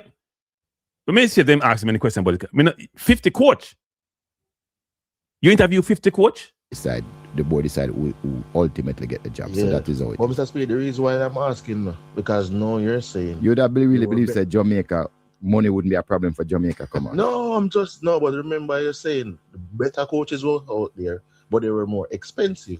But I think I recall a situation where we were saying, we're going to get the best coach that money can give us, but money is not an issue for us. So maybe I'm misquoting it, but I don't want to misquote you. That's why I asked about the question. Yeah. It's all right, no. But I'm good. in the situation... Go back to what I said, people. The man said interview. People, did I hear wrong? Do I have to play it back again? Did he say they interview 50 coaches? No, I'm dead serious. This is very important, people. Did he say they interview 50 coaches? You guys just tell me yes or no, because maybe I'm not here right. Did he say they interviewed 50 coaches? Or did he say they have 50 coach resume who apply? I am totally confused. So maybe misspoke. Me confuse people. They interviewed 50 coaches. Oh no, here. Me say me can rewind. Sorry, people. Me can rewind. Sorry. Me don't want to go back too far now. Interview like 50 coach. We had 50 coach per now, Wallace.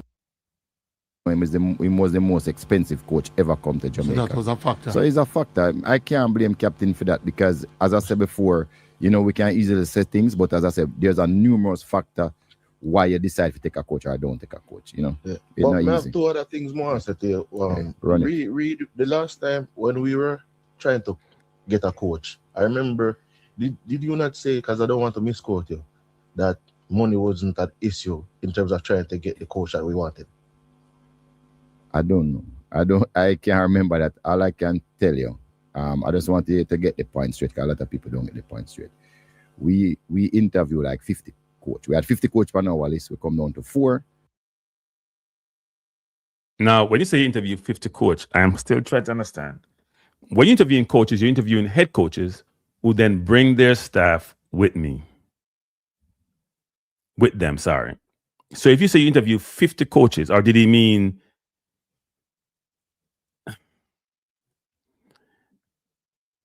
I'm confused. Sorry. We are plugged. We are cut down there because I say interview 50 coach.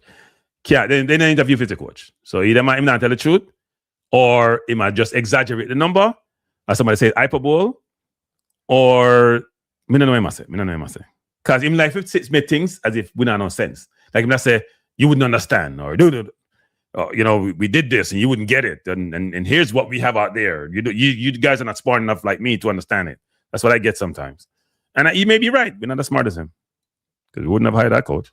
We go to the board, and then after that, the CEO take over. We say, these are the 4 people in this order, and then them take over and negotiate. And nah, man, I 50 coach in my top, man. Can you say they have 4 coach left? So that if them go through the 50 and then pick 4, that means a 46 coach never get higher. If you're interviewing 50 coaches, you have no idea what you're doing. Let me repeat that. If you're interviewing 50 coaches for a head coaching job, who's going to bring their staff, you have no idea what you're doing. So it can't be that they interview 50 coaches. I don't know how much coaches they interview, but they ain't no 50. And that's why the credibility goes out the window when you make certain statements. Because if you're trying to exaggerate, it doesn't land well. Because interviewing 50 coaches is a waste of time. The board decide who ultimately get the job. So that is how it is. But Mr. Speid, the reason why I'm asking, because now you're saying... You that really believe that Jamaica, money wouldn't be a problem for Jamaica, come on. No, but remember you're saying the better coaches were out there, but they were more expensive. But I think I recall a situation where we were saying, we're going to get the best coach that money can give us, but money is not an issue for us. So maybe I'm misquoting it, but I don't want to misquote you. That's why I asked about the question. Yeah. It's all right, no. But I'm good with regards to I asked this question before, but now that you're the head coach, you know, so me is a financial person though. So I don't know if I would ever say a statement like that to talk about money. Me have Jamaica have money. I mean, that is be responsible. But continue. Yeah, but as I say, still, you know, you can verify or not verify, and I'm not saying. Yeah. But there's a situation that I asked before, right? With Trevante Stewart and the coach prior with, I think there's a Leon Bay issue, and both two players were suspended. I wanted to know if he was one of those players, and if anything, if he's suspended. No, as far as me know, and we have a lot of data. All of these players are scouted frequently and looked at, and then the coach make a decision as to who he wants in the squad. There's nobody on suspension. No, nobody, not care what any player say. There's no player on suspension.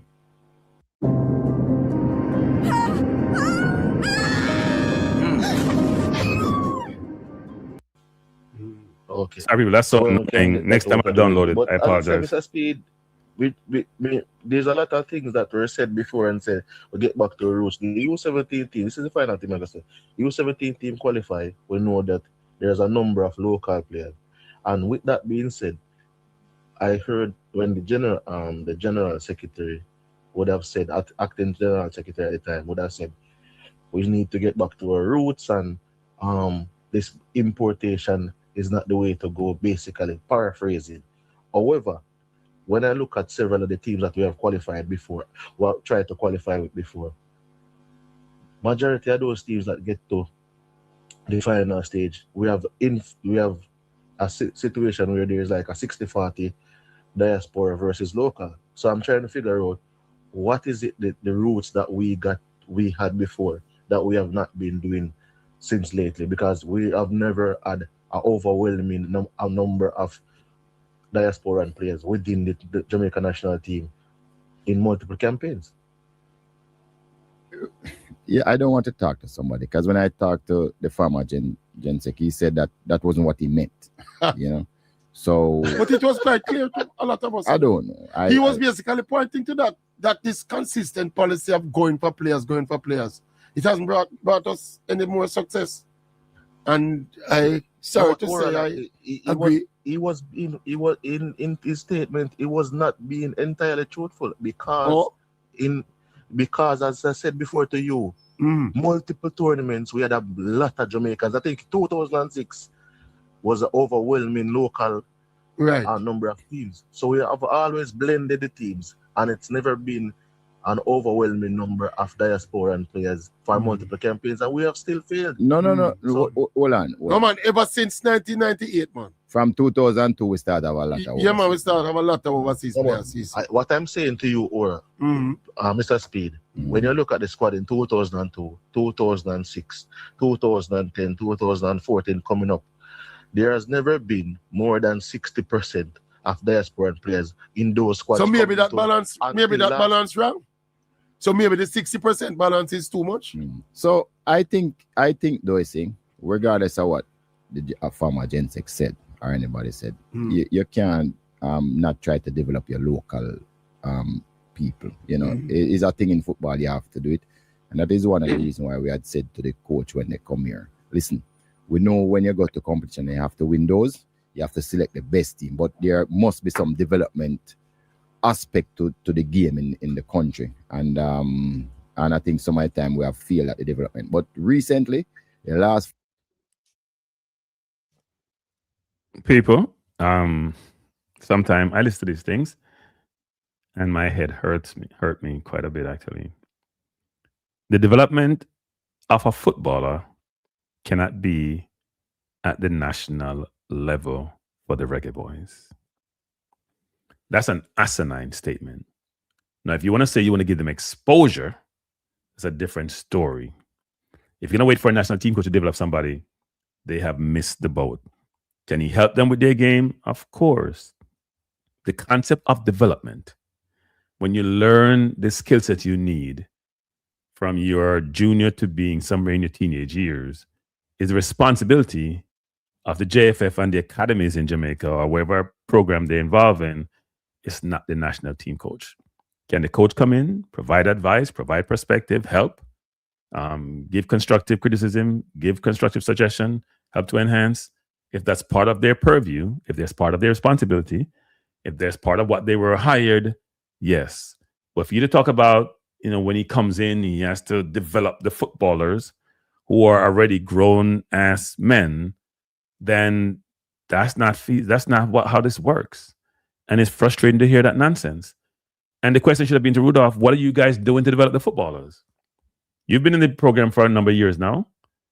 The Jeff have been around. What are they doing to develop the kids in Jamaica so they can matriculate to the national team and compete? Right? This idea that the Maverick thing about 60% should be less. Maverick, play all of the player them. Maverick, tell the man if you play all the local player them. For a whole cycle, just play local players. You had them play Grenada the other day. They were wonderful against Grenada. They dominated. They were the best team in the world. Grenada is a world-class team. That's what they should play. We should have a whole goddamn league that you guys go play in so you can look like world beaters. Because all we do is get frustrated here, this garbage. 4 years or so, we have spent a lot of time on local development. Even the Costa Cup and Manning Cup will ensure that the coaches is at a certain level. Now they have to have a C license. And you see what we are doing with the Premier League and those other leagues. So, look, it's a long road. There's no clear winner yet. But let's see. I think we're going in the right direction. I personally don't subscribe to local and overseas. Once he's a Jamaican, he's a Jamaican. That's how I see it. And we want to win everything. All right, CC. Let's see. Man, so, respect. Wow. Rudolph has come a long way. Now, just for full transparency, I have had a discussion with Rudolph about this off camera. And I'm glad he's expressing this explicitly in the public domain versus behind the scenes, because I want him to come out and talk about it. Because I get beaten when I say it a couple of times. As he has said now explicitly, because Rudolph sometimes says something today and tomorrow and change his mind. You know him say sometimes. He made the one space in prefer to go sell player and go work up. And people will that over him head and get vexed when you bring it up. I'm glad Rudolph have said it. Rudolph realized that a Jamaican is Jamaican. Let's see if it goes into practice, people. Right? Let's see if it goes into practice. Rudolph is saying that a Jamaican is a Jamaican, which then tells me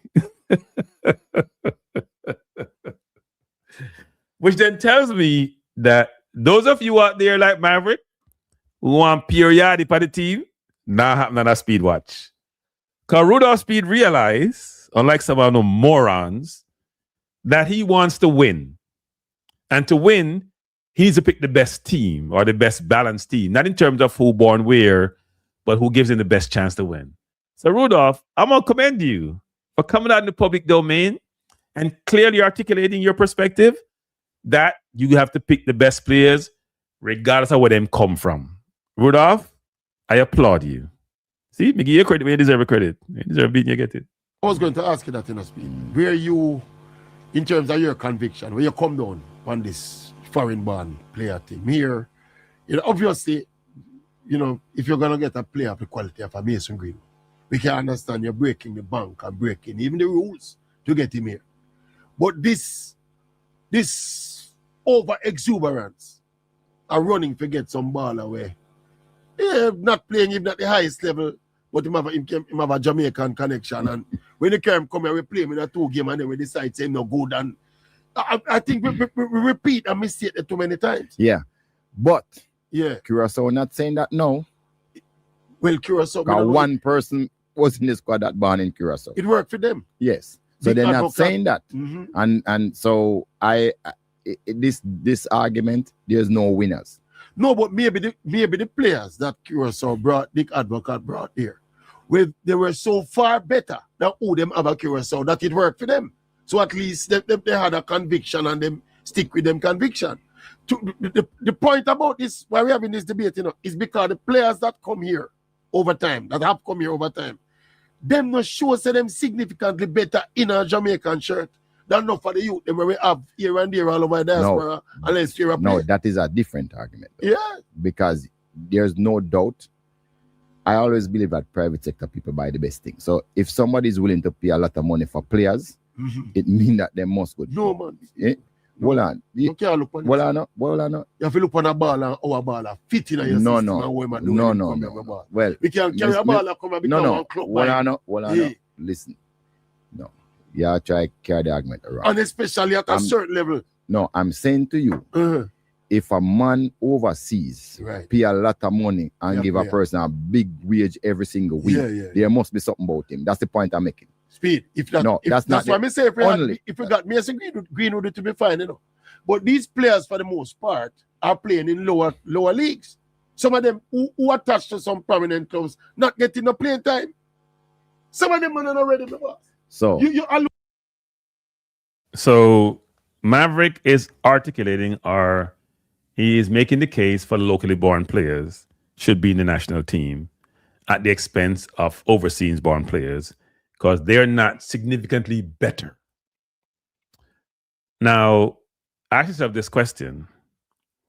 If you're a citizen of a country and you have the same persuasion, the same race, we're not talking about affirmative action, why would somebody get a preference versus you? Why do you have to be significantly better than somebody if you're both citizens? Because in the Constitution of Jamaica, it says nothing about being significantly better for you to get an opportunity.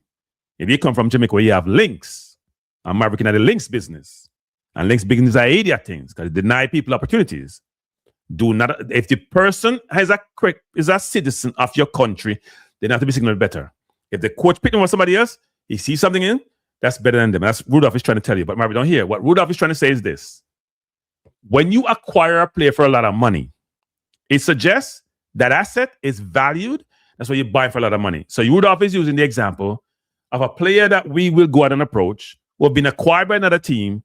Like you see, Cutter Marty went for, there we go, for $1 million to Wrexham from Sheffield Wednesday. He's saying if they're going to pay a lot of money for that player, but nobody now give the Jamaica player for free, and you look at their ability, then he believed that that give you some indication as to the capability of that player. Now, Maverick then says, so the player not getting no playing time. So let's think about that. Russell wasn't getting much playing time before the World Cup qualifiers. Pinnock wasn't getting much playing time. Was Cephas getting playing time? Was Dixon getting playing time? What level was Whisper playing at? What was Nicholson getting playing time? Did Lowe have a team? The level of hypocrisy is sickening. It makes you want to throw up. And Maverick make you want to throw up. The level of hypocrisy is beyond belief. Go on transfer market and Cephas played well in the World Cup qualifiers. Let's not get it wrong. But he played well in the Bermuda game and he scored against Trinidad. The rest of the time it was a waste. Go look at Cephas stats in transfer market. If you can find any, can not get no game time. Go look at the 16-year-old, get out Nicholson and Mexico him a player, can not get no game time. Go look at Dixon down in League 2, where he not get no game time. Go look at Whisper, who don't start at the game for Chelsea in the academy. These players are in the national team over people like Jamal Lowe, for example, who get game time when there. These players play over Roman Burrell, who has scored goal for QPR. These players play over Tyrese Campbell, who has started for Charlton. This concept that is all fear and that we're giving too much English players game by Maverick is refuted by facts. And facts matter. A lot of Jamaican players get game because they're born in Jamaica. Now, people like Nicholson is one of the top goal scorers in Jamaica history and deserve to be considered. But he ain't getting no game time. And if performance and regular game time is a criteria, he wouldn't get into the squad. Dixon wouldn't get into the squad. Cephas wouldn't get into the squad. Even though Cephas did play well in some games, did score against Trinidad, like Maverick says, did score against Bermuda. But against Curacao, Cephas disappeared. In fact, in the last 2 games, he made 8 passes and completed 5.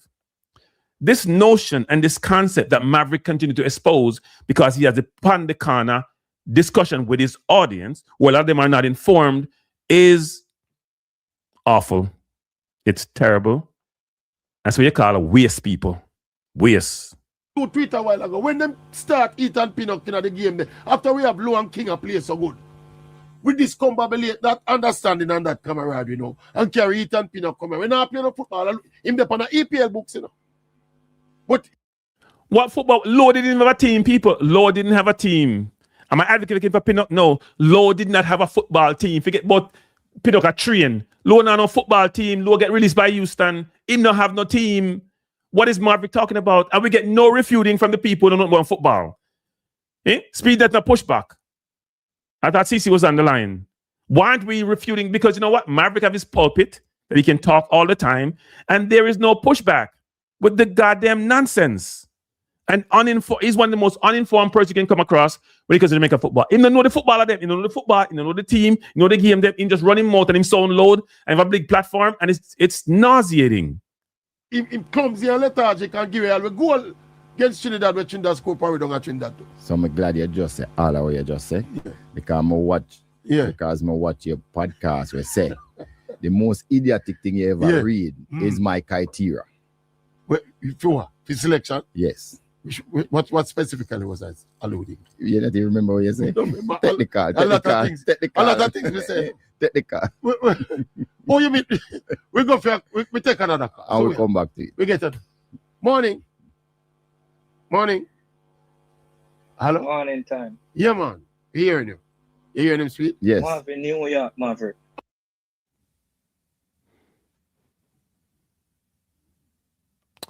So, Jamaican Englishman, you're one of the people I'm talking about. Go listen to Maverick. Don't listen to my program. Because it's not for those people who don't think. Sorry, I hate to be rude, but conceptually, you're confused. Okay? I know Jamaica is about 75% black nowadays. It's not. Because they don't count the mixed people. And Jamaica is probably still about 97% black. It's not 75% as they want to quote. And we have people like Kadamarty, who may not look a certain way, but he's probably has black in him someplace. He's not totally Caucasian. I understand what the difference is in persuasion, Englishman. Apparently, you're new to the channel. Don't upset me. Can't break down everything like a bulla phone feet. Marvin from New York. Bless up, my boss. Bless up, Respect. Marvin. Go on, General. Mr. Speid, morning. Respect, morning. Speid, I have a question for you. Mm-hmm. You see, we play a friendly match against, I will play against Grenada. Yeah. Recently. Mm-hmm. And I noticed that Bolivia, who are also in the qualifiers, they went to play Panama, which topped the group with Suriname. Mm-hmm. So we couldn't find a better opponent from Oceania group, New Zealand, Australia, Fiji, somebody from over there, so we can have a little likability where we are going to expect from New Caledonia. So we had a match lineup with Bolivia, and then okay. And then Panama just stepped in and took away the game, right? Because they were able to offer them volleyball stuff. So we were, and at that particular point in time, we would have been able to get some of the overseas players to play in that game. So we thought we'd have carry a semi-strong team to play against Bolivia with some of the players that we were looking at to play in the qualifiers in March, but it just fell through. Again, economics. So I want to explain something to your caller. What you think? Let me ask you back a question. What you think a good coach contribute to the performance of the team? How much percentage? A good coach? Yeah. Marvin? We get beat now. 70%. 70? No, not so much. Yeah. 150? Between 20 and 30. You serious? Yeah. No, man, I'm more than that. No, man. I'm more than that, man. No, players. Just say that because you're a coach. No. No. All right, people. Before we go further, can you guys segregate whether or not you agree with Rudolph about his percentage contribution to a team in terms of coach? And by the way, Jamaican Englishman, I'm not gonna have the conversation with you because you have no idea what I'm talking about. When Englishman, please understand when you should stop, because the rest of the people in the chat understand what I'm saying. If it's over your head, I can't help you. So, people, what do you think? What percentage do you think that a coach contributes to a team? Rudolph said between 20 and 30. Carla is saying, 50 plus, whatever the number is.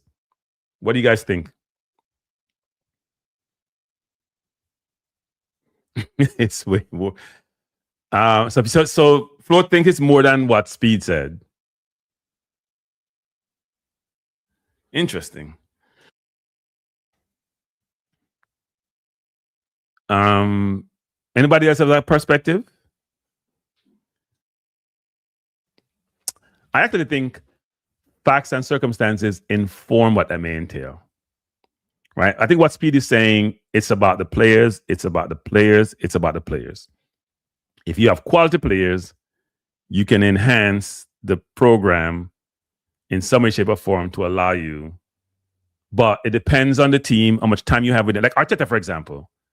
If you look at Arsenal, and it depends on the team too, because Arteta has totally overturned the Arsenal team. Right? But I don't disagree with Speid about, say, 30. Tuffy said 30 to 35%. Speid said 20 to 30. I would think it's about, think about if you have certain, think about an analogy. If you have a company and you have a manager and the workers, them, whatever discipline, if you have doctors or lawyers or plumber, if the plumber not good, you can't create miracles, but you can do the job or not. Can you do the job well? Then I can guide you. I can coach you. I can lead you. I can manage, right? But you have to know the work, because I can't do the work for you. The coach can't go there and play for you. The coach can help you to win. The coach can help with structure. The coach can help with direction. The coach can help with strategy. But you got to have the players. No matter how much you want to coach certain players. If they're not good, they're not good.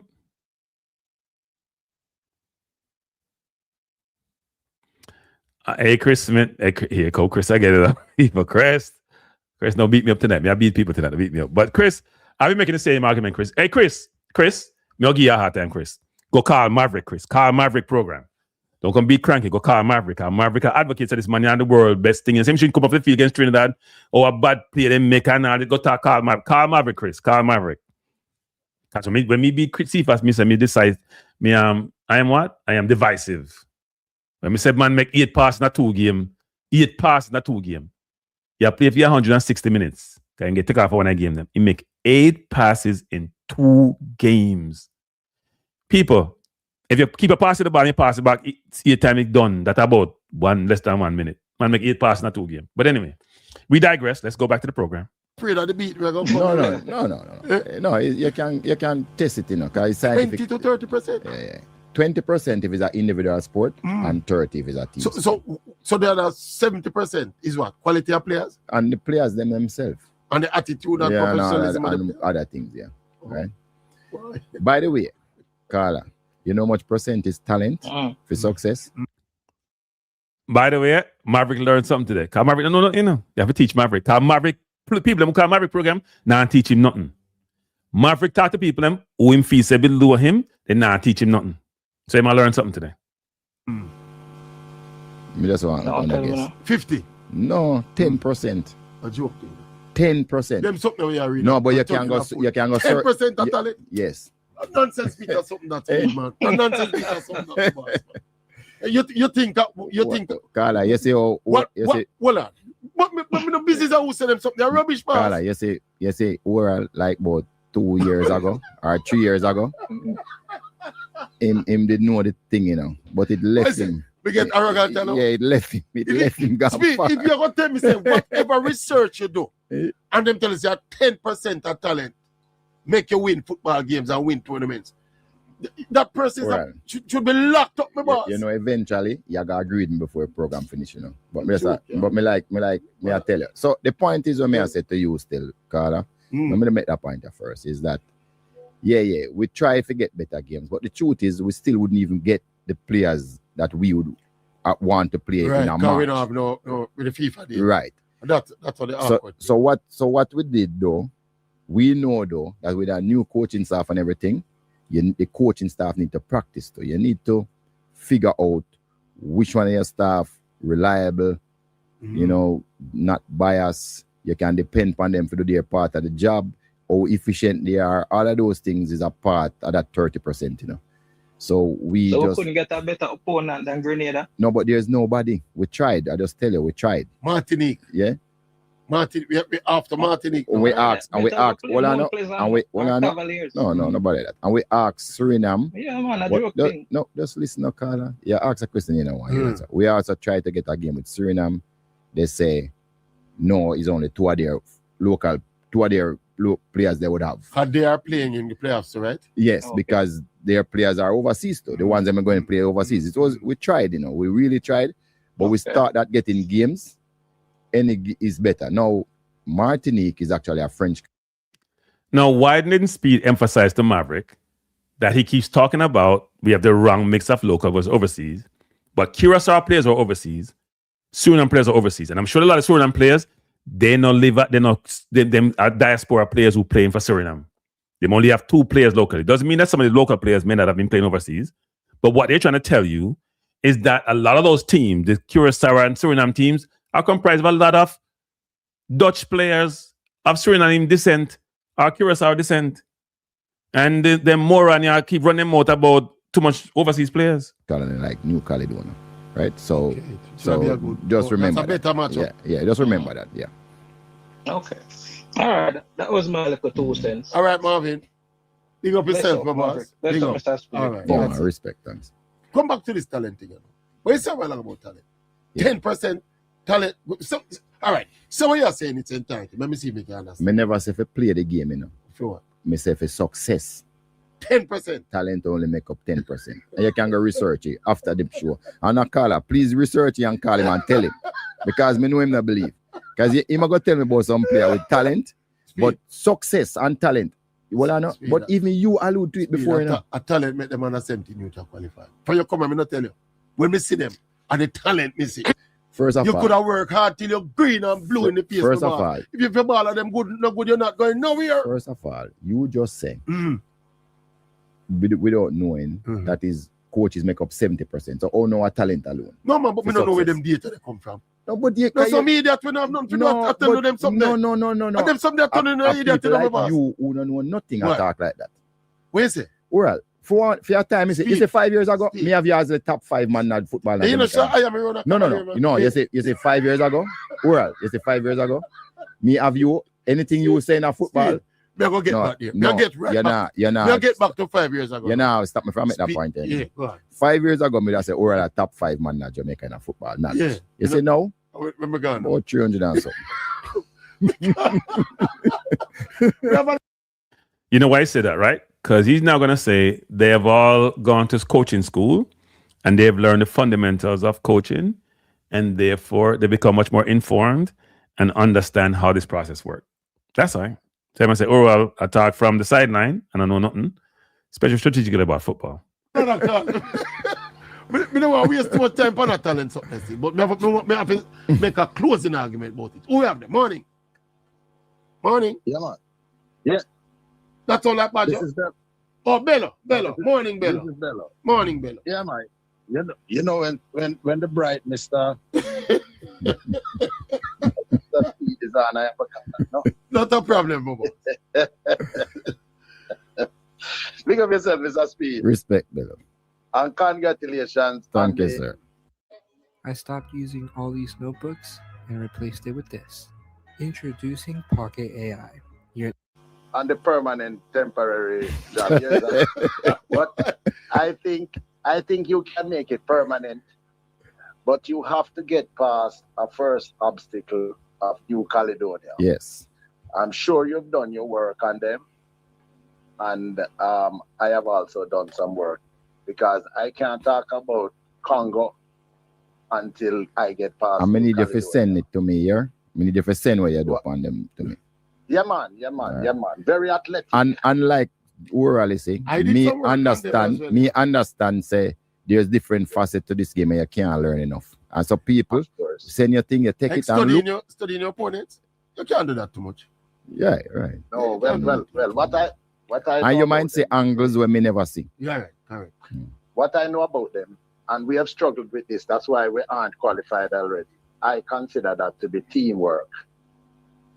And so I don't know how you're going to do it with a limited amount of time with the players, but certainly we have got to be super fit, because we could be looking at 120 minutes of football in order to get to DR Congo. True. Right? And so under such, I just want you to be wary of that. And as I said, I will send you my thoughts if you want. No, a lot man, of welcome people, if you never play Manning Cup or all of that, right? But I came up in the SDC time, you know. So, but I have studied football. That's what I do, right? And most times I have a curriculum with the rules. Thank you. Thank you. Thank you. I tell him sleeping, you know. I tell him sleeping and him now believe. Thank you, sir.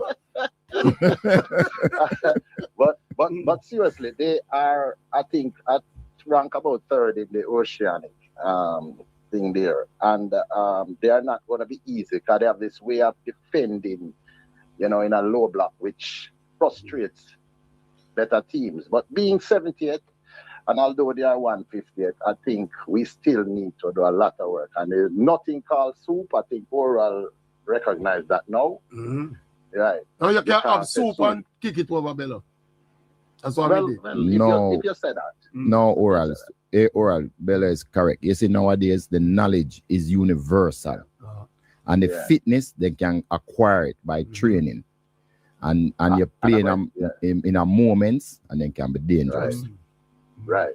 And it's creeping into even our own Manning Cup football. Yes. You don't have no team that is guaranteed. Even the seeding now must be hard for ISA. Hey. Because you have teams now like a Butnut, Charlimore, all kind of teams that have players that can play this ball. Bello. So we have to be very careful. Bello, what you're doing, you're aiding and abetting Mr. Speid. With aiding and abetting him? In a kind of preemptive making excuses. Boss, you have team were better than team and players were better than players. And if you go to our roster, our team player for player better than Caledonia, not Caledonia. There's 4 teams in the group where we played the other day. Right, so our team was a better team and higher ranked team. I think we were out coached and the process we were outmanaged dismally in that process. Stop talking about no team no better, no team no. That's a cop out. I'm going to ask you from an analogical standpoint. Yes. How did Liverpool beat Arsenal this season? Liverpool? Yeah. Liverpool? Who we beat them? We beat them on a Slabazai free kick. Wow. Right. Right. Who is the better team? But there's not a disparity. There's not a huge disparity between them. Hold on, you're talking about the defending champions beating the pretenders, Some people could have argued that it's not like no, Bello. There's not a huge disparity between Liverpool and Arsenal. As a Gunners fan, I think there's a huge. No, there's not a huge disparity. But there's another example though where some winners beat big teams. So these are what you call upsets in sport, my boss. These are upsets. These are still upsets. It's an upset. It's a team we ranked almost twice as much as we ranked in the FIFA ranking. Isn't it an upset? If they beat us, if New Caledonia beat us, we can't look past them, I agree, Bello. But I am just trying to dispel the notion that things are so equal in football now that anybody can beat anybody on the day. We should not be surprised. We are the wrong mentality that, my boss. If you're better on a team, if you're going to go beat up that team, impose yourself and impose your personality upon the team. And you as the better players, show say you're better players and beat up. So, $9 million we are talking about. We don't get to that yet, my boss. And $9 million we are ramping and not play with it. And you're talking about money in the federation. No. All of what I have just said, you see that as an excuse. Yes, man. Yeah, man. It's sounding almost. Because Mr. Speid is trending down that direction, Mr. Speid trending down that direction. Bello, I am not trending down that direction. There's no truth to that. No, I know that. And the thing about it is that you have been so open and frank with us as the public, right? You are the most open member of the team, of the JFF, Correct. You're correct about that. And when you faced disappointments and come and sit down with Oral and explain to us. True. Not a lot of people does that. I agree, man. So that's why we can speak frankly, man. Never ever mention that. Yeah, but you shouldn't mention that we're finding excuses. It's not. No, they will. New Caledonia. So I have to jump in here. Speid is good at managing a very friendly media. Extremely friendly. They are buddy. And when the conversation gets difficult, they can pivot and he can move away from it without incurring the consequences and being uncomfortable in those situations. Because when you laugh these things off, it's a comfortable conversation. Even if it's a difficult conversation, it never gets difficult with Speid on them. When he was interviewed on KLAS by the Dread and others, it was a named host right after the World Cup qualifiers where he should be uncomfortable and he should be squirming. He wasn't squirming because they managed the conversation. When his buddy interviewed him, it was the same thing. Even Maverick interviewed him. Maverick is asking some good questions and some may be uncomfortable, but he made it comfortable to be uncomfortable. He didn't make it truly comfortable and make him squirm. He doesn't go on certain people's program like yours truly, because he will not be a comfortable conversation. Because he's not getting the most incisive, the most inquisitive type, intrusive type questions that basically says, you know what?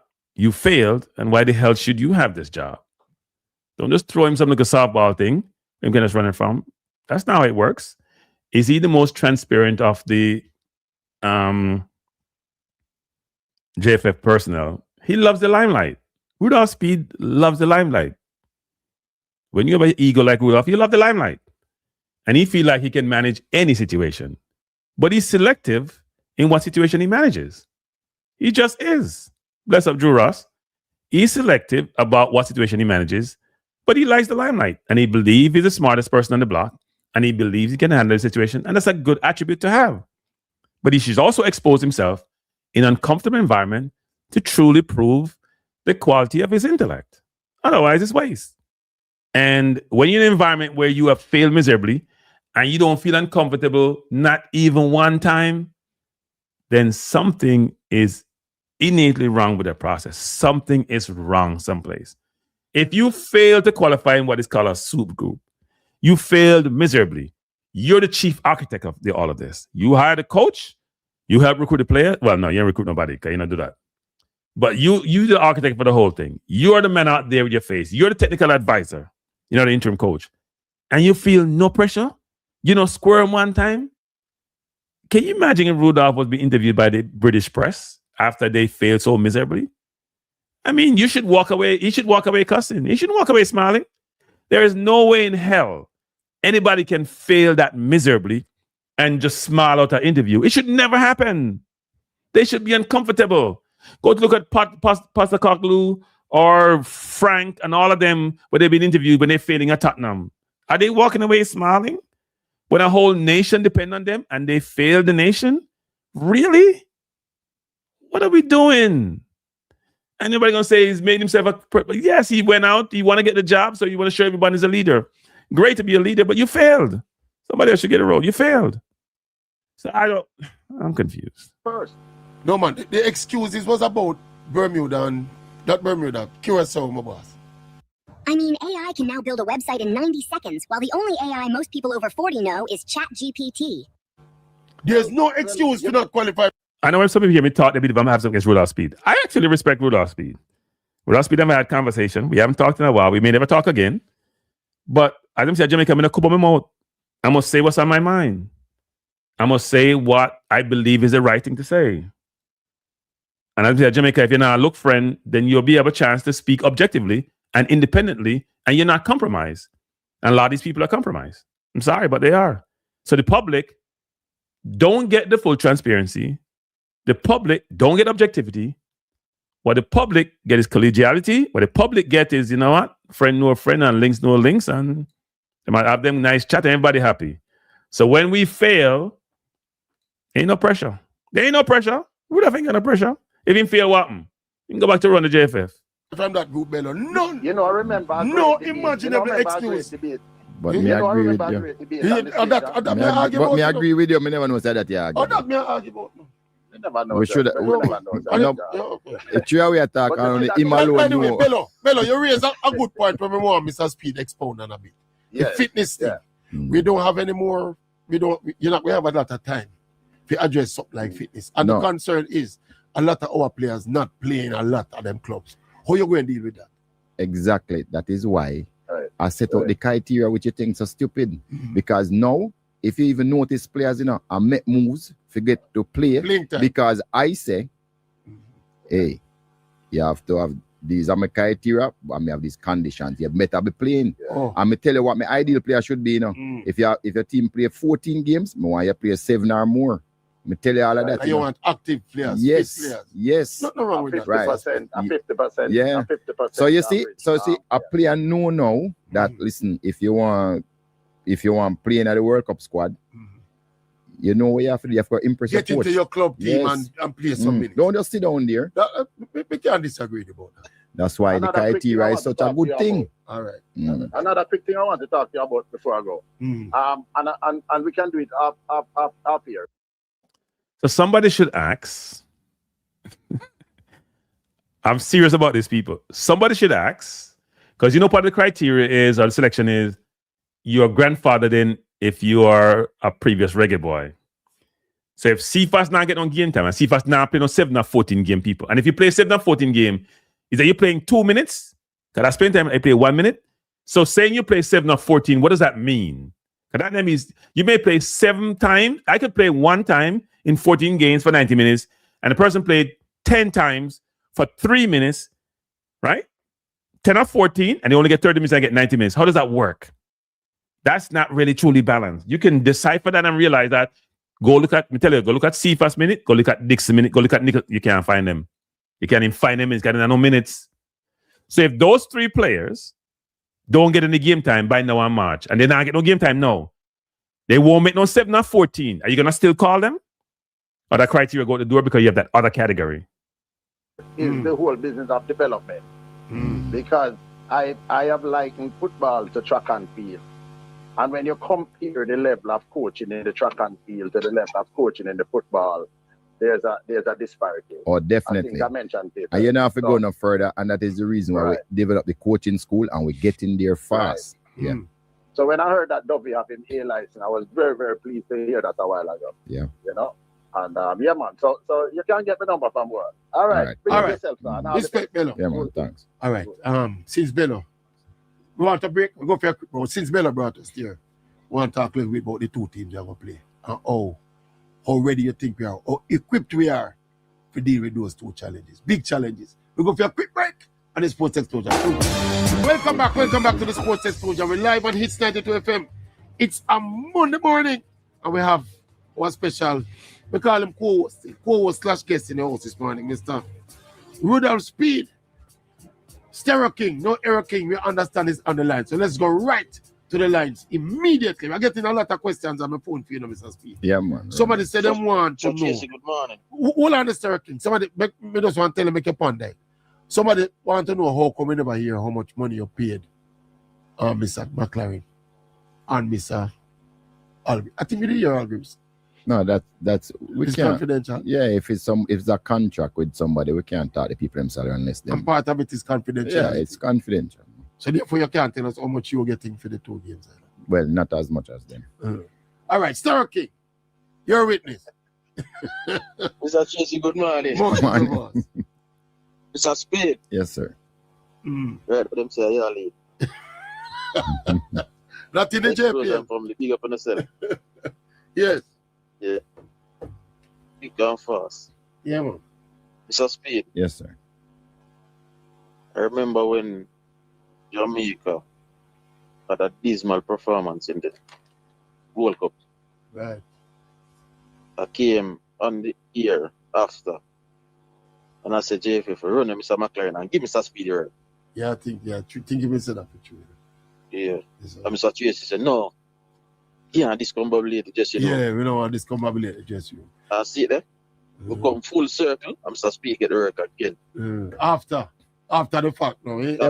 But me have a back over with that one. It was correct because when we test the confidence of the players, I remember the that. players, he still had his dressing room like 90%. The players, you know, so that would be a suicide switch. So this is why I said to Oram, I only gave Mr. McLaren probably like 10% for not qualifying us for the World Cup. I bought them all like percentage. You see, come back. That additional fact. Yeah. 10% of the talent. You know? Yeah. But what's the thing? Because go ahead. Yeah. No, go ahead. Because I remember the players, you know. I remember saying in the car, you know, and head was going to roll, you know. And the ball of them said no. Yeah, man, I remember saying that to you. Coach. So you have had some more blame on them for that. I'm tell you that them give on the book of players.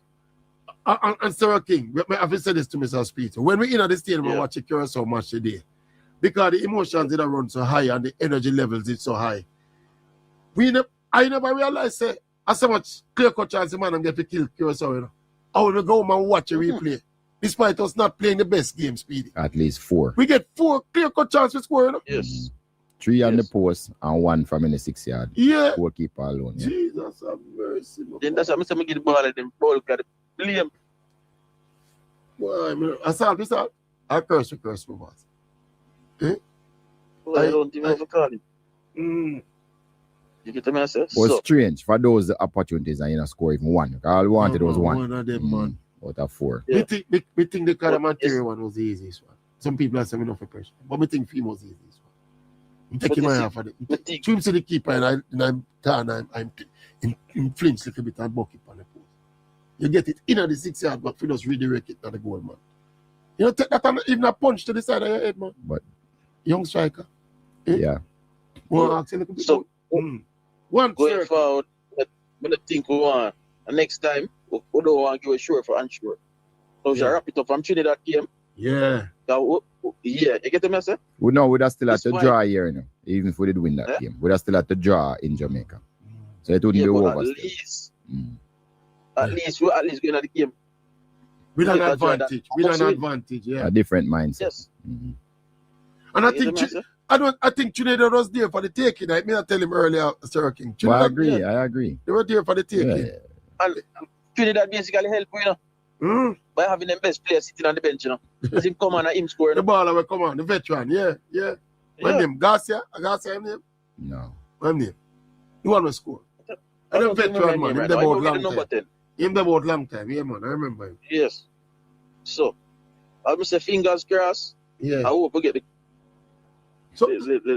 somebody pointing out to me, Speedy, so we might have to play Nigeria because of some thing with DRC and Nigeria. Is that legit? Well, there's a case at FIFA, I understand. Yesterday I was reading it again, or the day before yesterday, that they still have the case in front that DR Congo used 6 players that ineligible to play for them. But you see, I don't know what FIFA is going to rule. The truth is not Nigeria alone can go beat. So what about the team that they beat before? There you go. Yeah.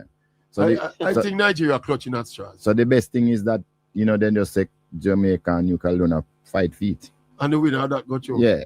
So that sound. That sound. That suit you perfect. Mr. Speid. Yeah. One question to you now. The Denzel McKenzie transfer. You want it. We realize it blew up the internet. The most expensive player. Yeah, man, yes. You get a bag of money from Phoenix. At the business that, transfer player. Them figures are where you're true. At the business that. So can you hear that? Why did me ask me a question? I couldn't such man sign that check there. You would have chopped that.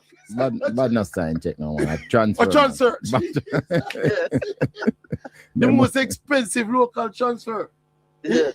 Why? When you pull out the one to speed? Good negotiation. Right. Well done, sir. Thank you. All right, sir. Okay. Don't leave it. Leave it there, sir. DRC, assuming them are going to play, is a tougher cookie. Much tougher cookie than New Caledonia. You do your research on them, you see them. I watched the Nigeria game before even knowing that we would have them to play. I watched that game and I said the team is a good team, solid team, well coached, stubborn defensively and can hurt you. I thought your defensive discipline was the just after watching them, I remember in the game was them biggest strength. I don't know you've seen them. Your thoughts on them? Yeah, I went and watched them in person. Yes, sir. So yeah, they're a very interesting team.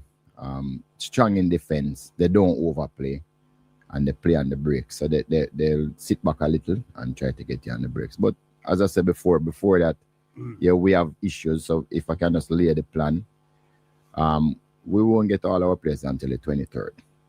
That's at 3 days. We have a game on the 26th and potentially the 31st. Yeah, because we have some players that is going to be playing on the 22nd. Oh.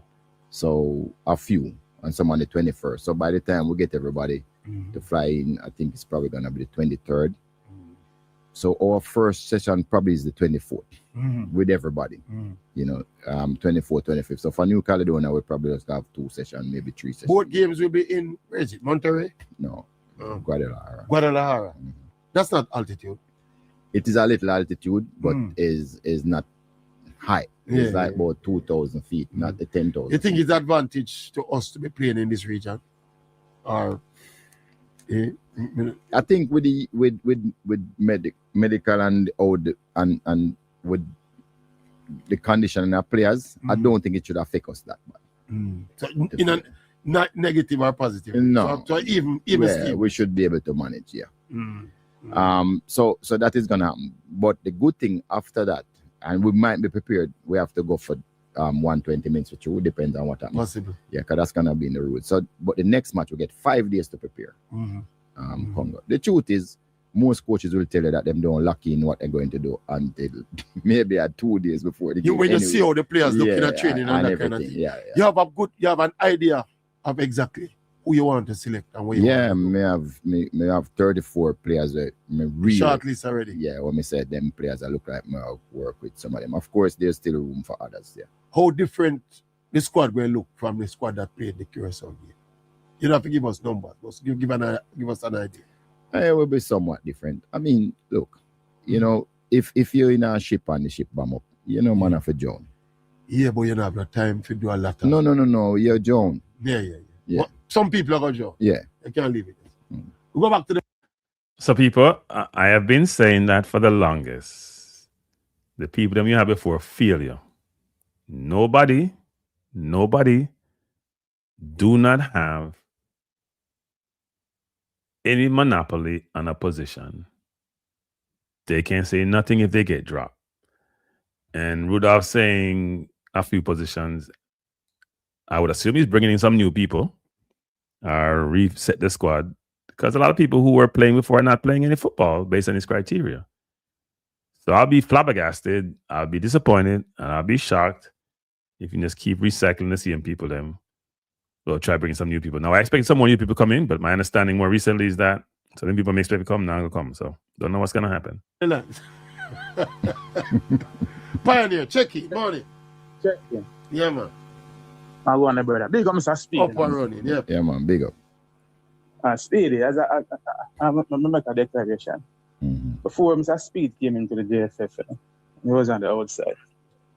I was one of the voices, probably one of the loudest voices, advocate for him, saying for be a part of the process. Since he has been there, some of the things that when Speedy do and similar like them. Saying, but like some Mr. Speed turn up this morning for basking at the glory of the under-17 qualifier. See? And with that in mind, I will say congratulations to the youngsters, congratulations to the coaching staff, and congratulations to the JFF. Seeing, but I think that equally Mr. Speed, seeing as much as you are here to take some of the credit for the That's not what he's here for. I wasn't here for that. That's not what he's here for. Yeah, I wasn't here for that. And me just bring up that. He's coming. He had committed to come here before the team qualified. Just that him couldn't get the time. Good. All right. Yeah. All right. Thanks for the clarification. Yeah, man. But getting to a critical point of our system, Mr. Speed, I think some more than anybody else, you have had a hand in the qualification from your position as technical, as head of the technical committee, which is responsible for hiring the coaches. And we have hired coaches for the position. To the point now that you are now the head coach. And I wish you all the best and the success with the team going forward for these 2 games we have. But I'm going to ask him, Mr. Speed, based on my previous statement that you are the man who I think has had the biggest hand in a disqualification process. If failure is the end result, I think there's a lot for you to be held account for. You agree with me? Hey, and I'm not a one to run from responsibility. Never have, never will. All right. Before we go further, I want to understand this.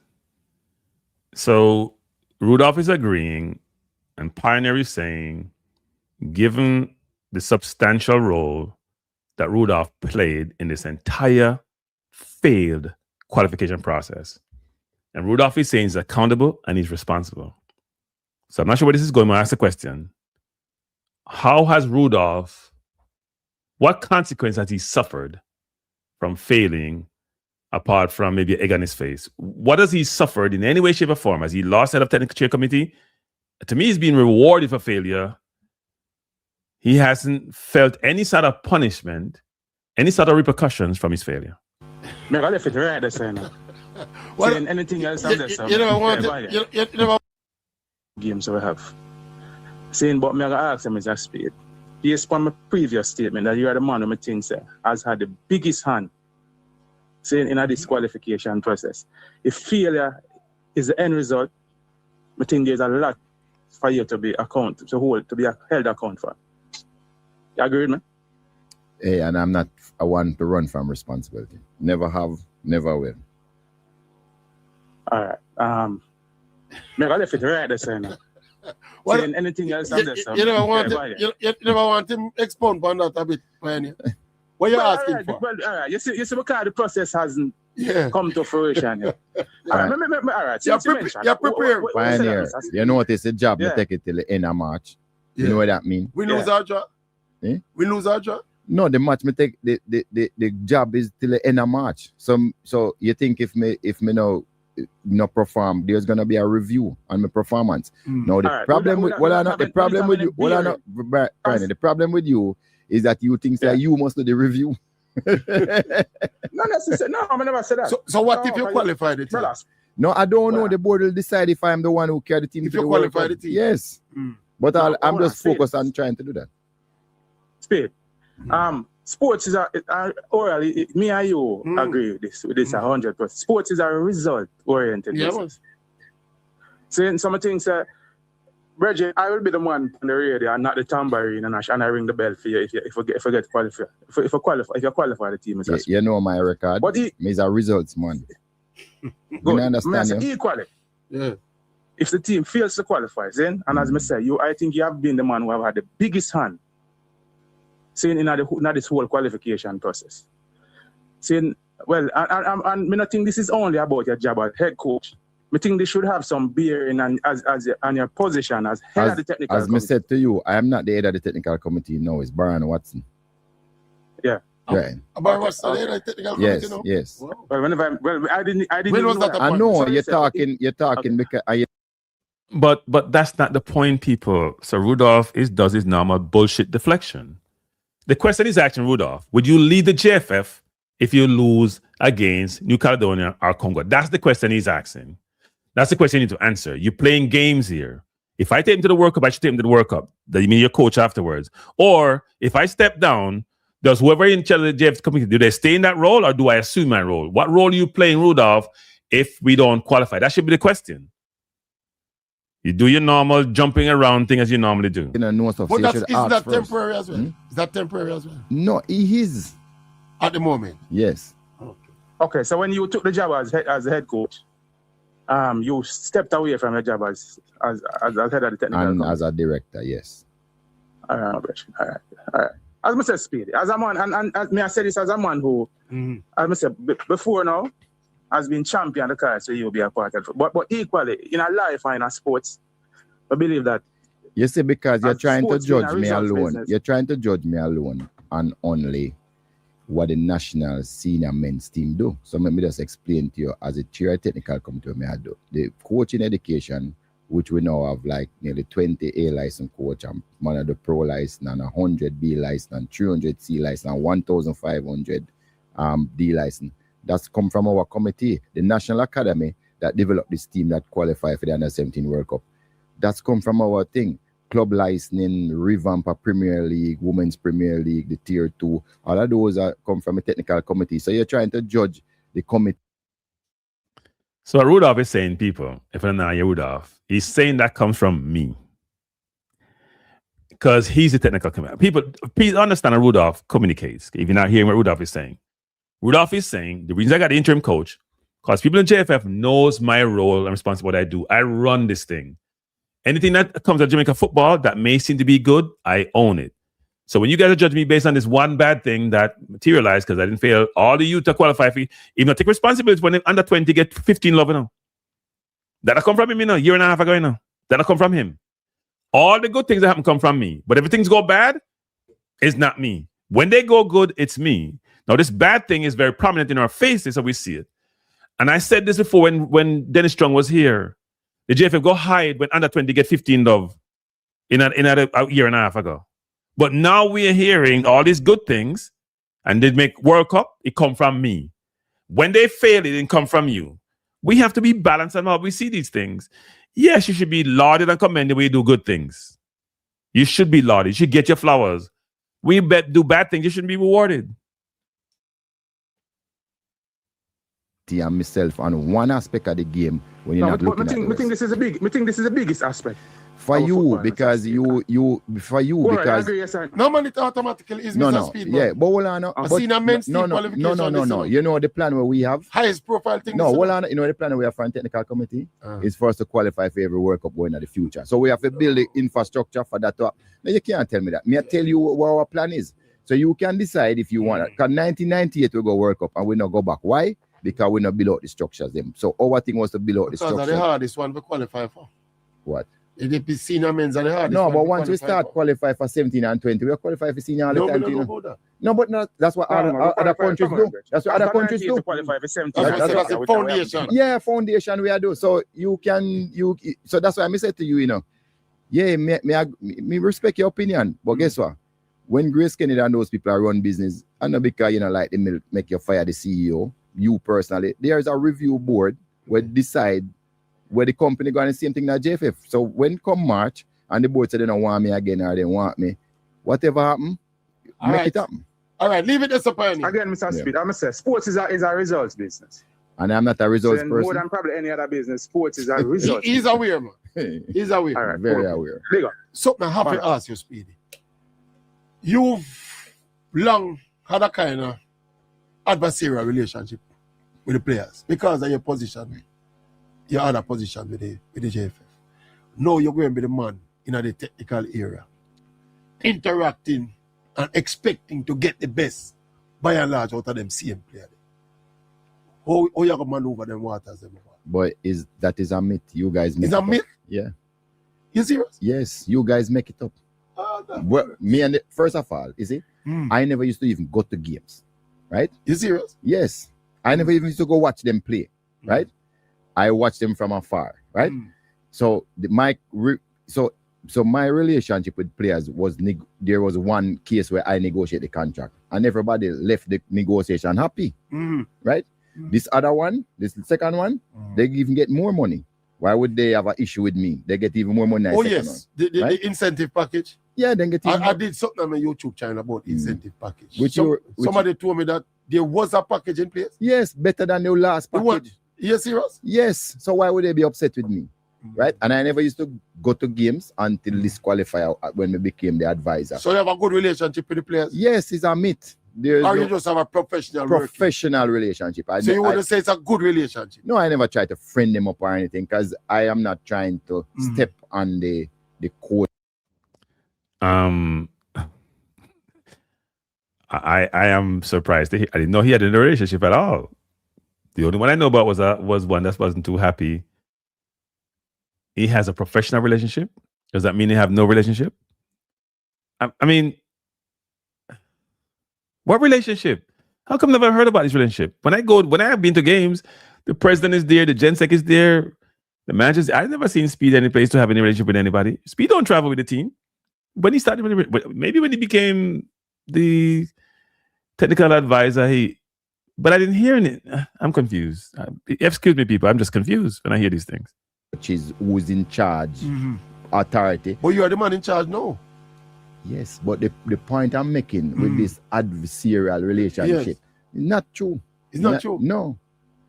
So all them time they went, all right, if you say. No, but why you call it, you mean like me and them a quarrel? Remember when there were issues about remuneration and that kind of thing? No, me and no players ever exchange one angry word. Never. All right. Never. So you were not the representative who used to interact with them when it comes to those issues? When you are negotiating, 3 people come in front of you and not the whole team. Including you? Yes, but it's 3 players. Okay. Right? Okay. And so low, him not pass me nowhere and yell me up and the captain and I don't know where they get it from. All right. But we're happy to hear this. You know? We're happy to hear this. I'm glad I asked you. We have another one. All right. Morning. Morning, Gregory. Morning. Yeah, morning, Coral. Morning, my boss. What's up? Morning, Mr. Speed. Morning, sir. Right now, I'm not no big football expert, you know, but a long time, I watch the football, that's what I mean. My first World Cup I watched in 1986. Proper. But there was no World Cup night. Which one of them? Senior World Cup? No, man, I talk about Diego Maradona World Cup, man. Oh, 86, yeah. You don't know World Cup that you watch, man? You know more than oral there, man, so go ahead. I remember 82 too, but vaguely. You understand? So what you know? So, me is a referee up in North Carolina. You understand me? Me is a way they call grassroots, and every now and then we go regional referee. Depends on my fitness. There, you know? So watch me now. So my son usually play for brother named Andre 41. You don't even know him. He's a Trinidadian youth. That's before the game, people. The fortune name. Before the game he's talking about. His son live in Trinidad. Okay. So my son is a player for him, you know? And when we go down there, we see them have one youth. Like a JJ Okacha. Where, don't I Trinidad? No, man, that's in North Carolina. Okay. Full of talent. Trinidad coach. Where I say, man, like a JJ. I say, want to get that youth from? And I say, boy, come from, you know. Okay. You play for the national team? No. Okay. It look like, say, boy, based on all the things said, no for them come as refugee. You know what I mean? Okay. But me just give that to tell you, say, not take the Congo them simple. You can't take them simple. Them. They rank higher than we, you know, you can't take them simple. Yeah, right. A higher rank team than we. One next thing again, what may I say is this.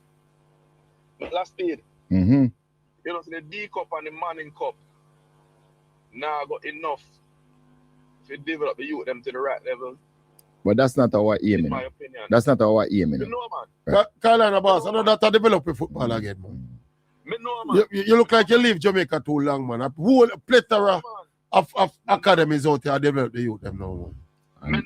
And we have elite youth competitions now, and we have a national academy. Yeah, man. We now D Cup, But what we do with D Cup and Manning Cup, do I say? Just give you some knowledge. What we do with that, we are raise the level of the coaching. So now you have to have a C license designate, and pretty soon it will be a B license.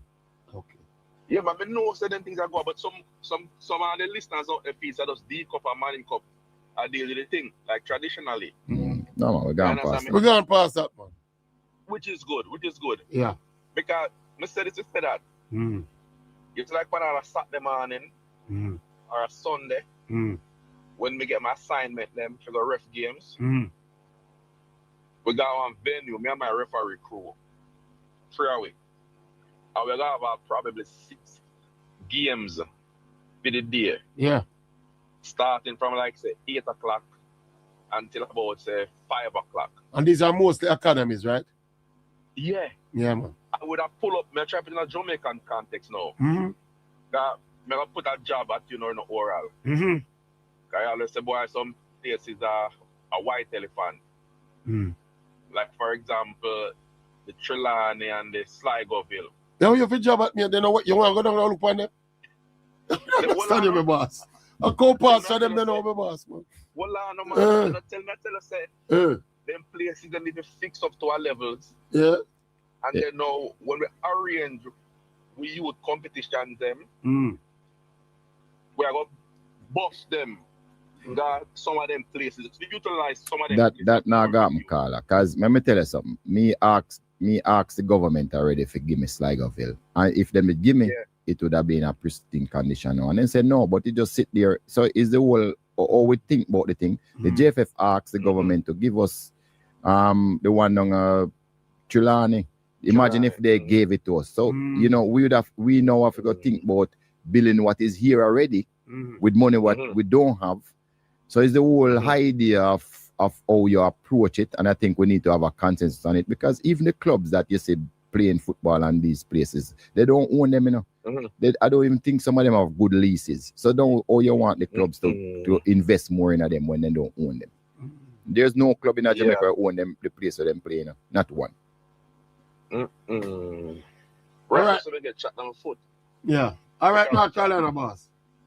Go on. Yeah, man. Go on, take some more. I want use up some venues, man. All right. All right. Respect. All right. You ever hear about a coach named Patrick Jackie Walters? Yes. You know Jackie Walters? Very well. All right. He sent something to me. I'm going to have to qualify it before we read it. And who sent it to me? Studies on the impact of soccer coaches on team success suggest they account for roughly 20 to 30% of the variation in team performance. Listen to this part now. While player talent is the primary driver of success, often cited around 65 to 70%, a coach's influence is considered vital for determining the tactical model, in-game adjustment, and team motivation. You hear that? Is three things him comment on? No, him just said when me read a while ago. No, me ask if I 3 things you comment on are 2. 2 things. And get 50%. Let me move on. This says 65 to 7 player talent, my boss. No. Him get. You hear me say? Look here now. You hear me say? Patrick Jackie Walters is a master, you know. Me know Jackie Walters. You know the business, you know. Look here, me know better than you. Look here. When me I said to you, we say, me never say playing football, you know. Me say success. You know where you get that. No, well I know. You know where you get that data there. That 10% of the talent. Just listen now. Me say success, me never say play football, you know. Yeah. Success. After the playoffs, me and you don't have that. By the way, how much people usually successful in football? Of all the people who play the game, how much people have huge success? Minority, man. Exactly. Huge minority. Exactly. Maybe we are at this. Maybe we are debate 2 different. I think Speid like to confuse arguments with these very subtleties to differentiate his intellect. What they're talking about in terms of success is outcome on the field. If you have 2 teams and you're going to play a game, and in terms of the talent of the team and the coaching of the team, and say the teams are equal, and that's 70%, they have 70% even, I can't differentiate them, then the coaching will differentiate that talent is 20 to 30%. Rudolph is being cute with this. He's talking about success. He's talking about playing football. When you're conflating things and confusing them, you can confuse people. I have no idea what he's talking about. Because when we say talent and its relation to success, we are talking about if me have a talented team, like a super talented team, like Brazil 82 team. Yes. See, was it successful? No, but that's an anomaly. Most teams that are that successful, my boss, win. And the team. So here's where you confuse things again, people. Brazil 82 team was a successful team, but they didn't win the World Cup. How do you define success? Is success mean I have to win? Because they run to Paolo Rossi team, who Rossi got crazy doing 82 World Cup and win. It was a brilliant team with Zico and Socrates and all of them. They were a successful football team. They just failed in a knockout tournament, people. There's a big difference. How do you define success? We're conflating things here all over the place. Because I didn't win a tournament means I wasn't successful? Really? Wow. It depends on how you want to define success. Doesn't mean you're going to always have the right outcome. You could have the best team and something happen. Man City play Tottenham every single year and can't beat them. Even Tottenham can't play football. Them still have beat Man City. Them draw with Man City a couple of weeks ago when they were getting killed.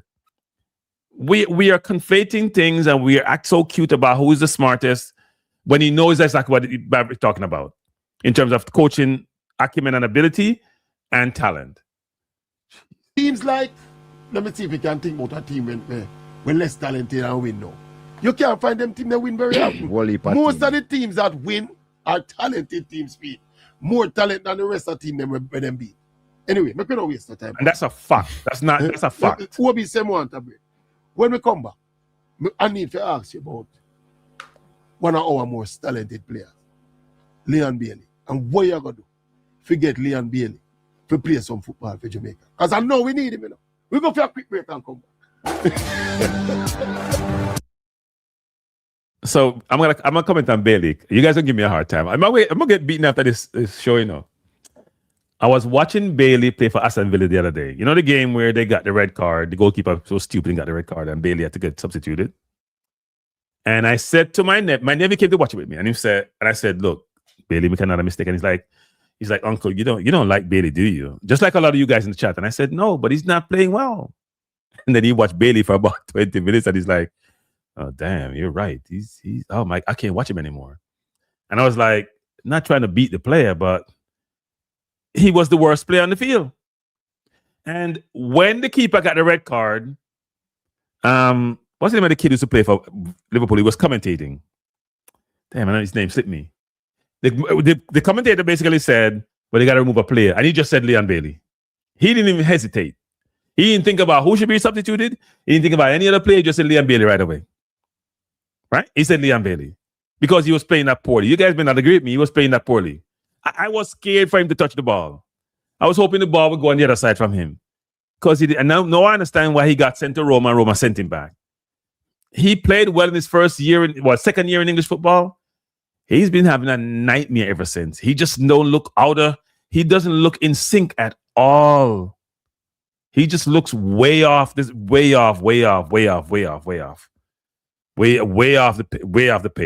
pace. So those people say he's the best forward. Right now, I take Tyrese Campbell over Bailey. Seriously.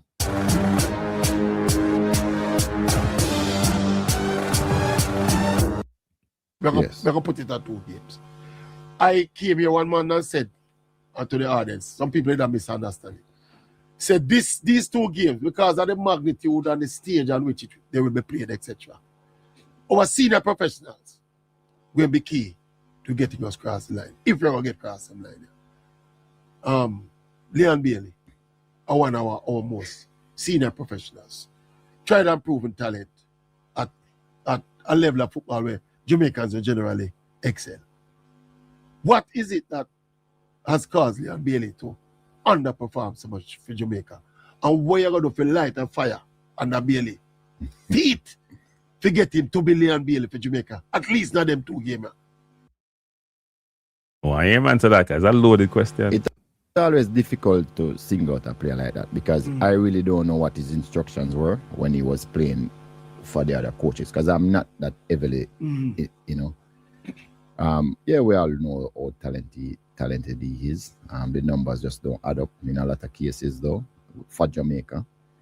But you know, I hear people talk all the time. You know, you need to get the players them to run through the walls for the coach and all of that. But in this modern world, that's a distant view. You think so, Speed? Yeah, you think it still applies? Man? No, it come about 5th or 6th though. No, so let me tell you what. And the same database will tell us. No, it's training, knowledge, science. Man, I mean, oral. We disagree fundamentally with that. There's no reason. That is an intangible way. No. You can't Google and get it in. Well, let me explain. It man when if you broke them neck for your team. Let me explain. All right. So you're talking about probably motivation, right? Yes. The greatest motivation is can be me because if they name you the coach, they would have to come play for you too, right?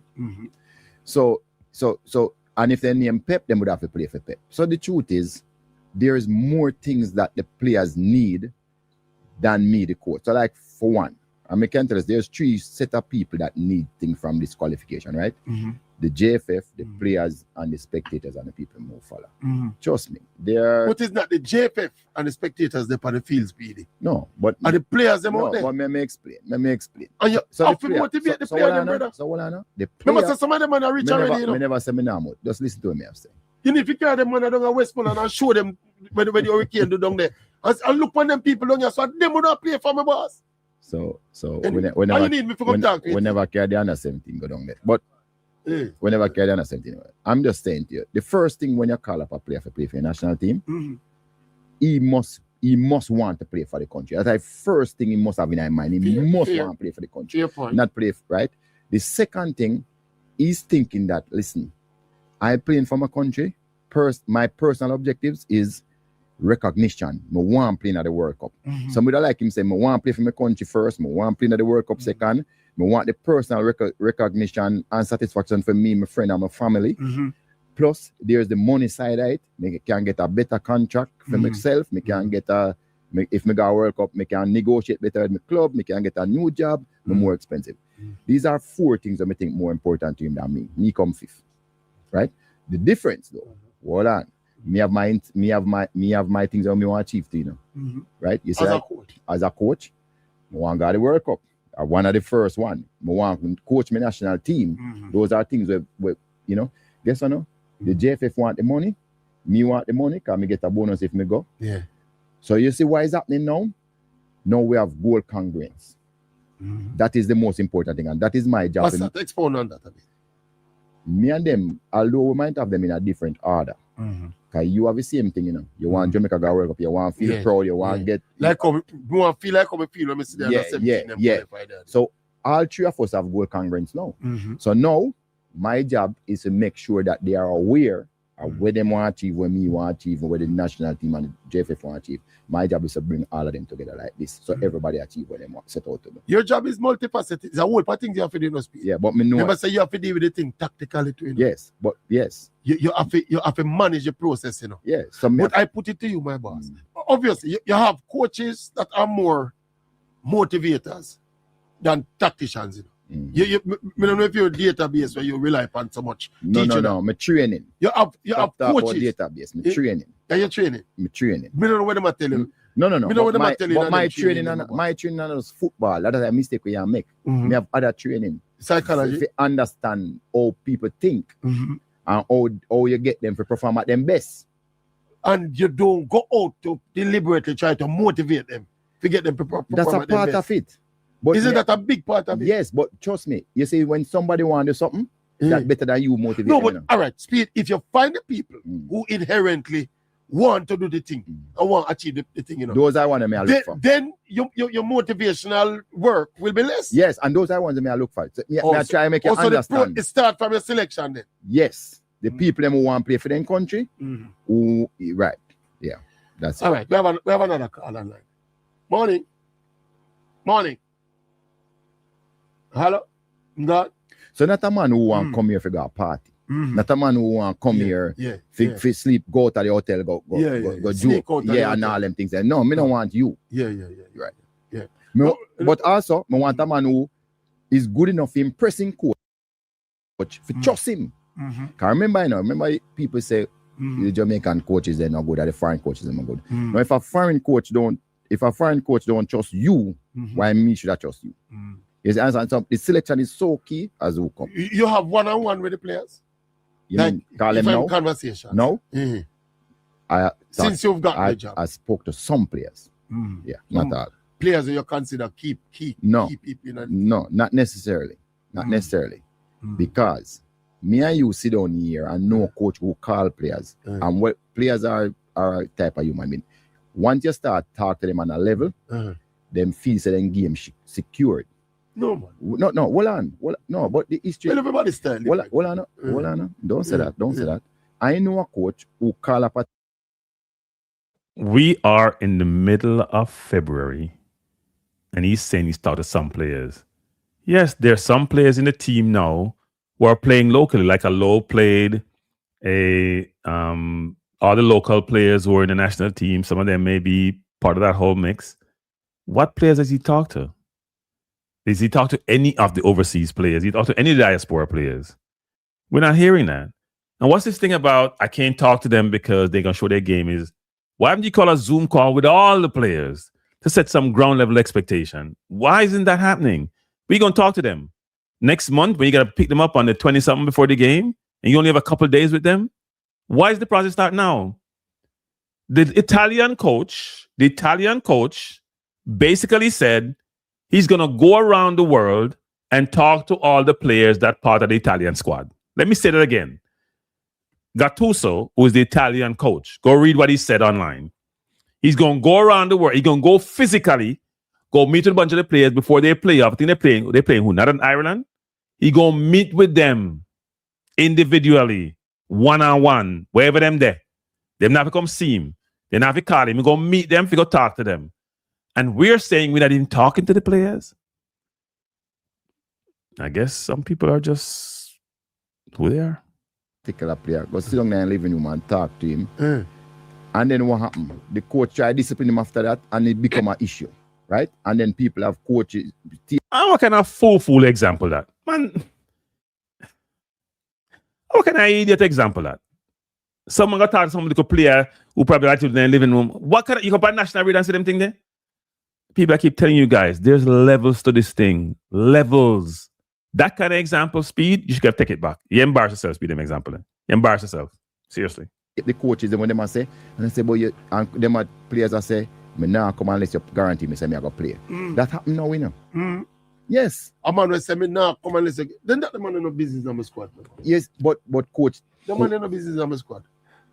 But it happened now. A personal thing in the pan. Yes. Right. We have another caller. We have a call online. Interesting. You never heard of that? Eh? Craig from Houston. Blessed morning. I have. Great. Craig from, I understand you. So those people in the chat say, talk about Bailey, you can't mix it up. Because Bailey never come last window, and there were 3 players in club. So no stop say Bailey ma talk about. You know, I was Speid to that. Speid make a general statement about people. The last time, Bailey never in on club. Bailey wasn't here to be playing. There were 3 players, locally born players, who were in strip club. That wasn't Bailey. So no stop say Speid talk about Bailey. Can't make them commit to people. I'm not going to agree with that one day. Man, just throw it same one people committed. Yes, Craig, your time. Yeah, Mr. Speid, blessed morning. Morning, blessed. Yeah, man. So, listen now, Mr. Speid. I have a observation and I have a question. So, I'm going to make it quick so that somebody else can get a chance. But let me take the observation first. I've been watching Jamaica for years now, Mr. Speid. And for some reason, every match when I watch, it's hard for say us doing the basics in a football, the basic triangle pass. When a man pass the ball against somebody, him go and make sure say him provide, assistance for that person who get the ball. Like him have 2 passes at least and stuff like that. You mentioned that you have about 3 days before this tournament are gonna take place. What are you gonna do to make sure say we have an identity in playing?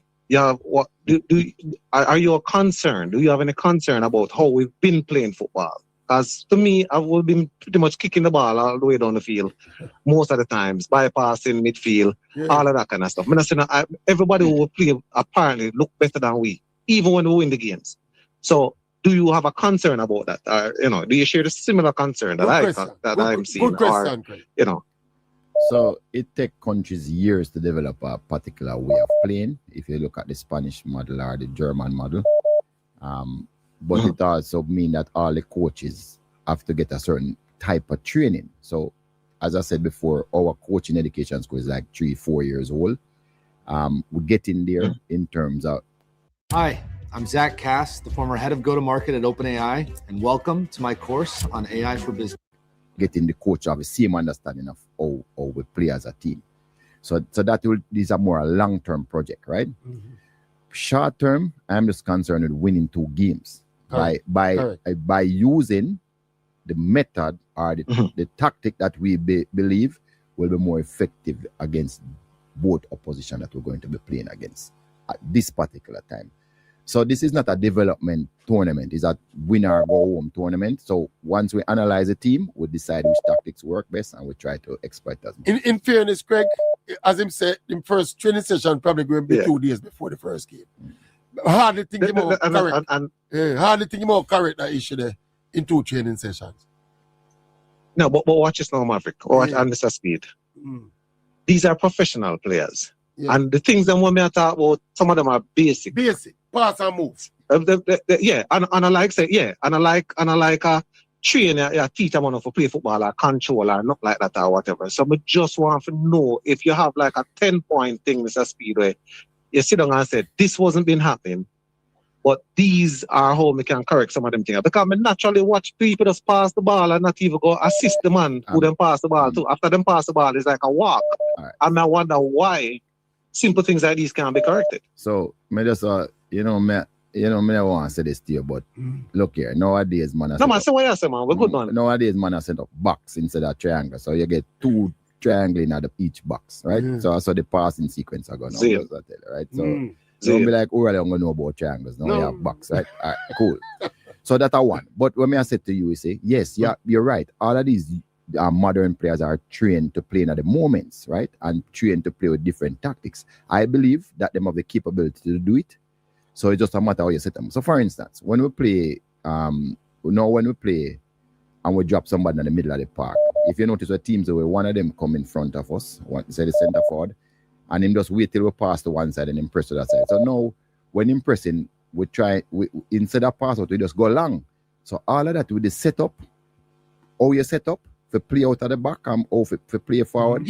It's very important how the team play. So me aware of that. And if you have a good outlet, long so can aware of that. Long can be an option, you know, if you have an outlet like Ronaldo Cephas. Yeah, if you know somebody who's gonna win the one-on-one and you move the ball and wait to pass it to that person and it's a one-on-one isolate him, it's fine. If you look on the Arsenal or hey, if anyone thinks that Cephas a Maverick's son, you know, are him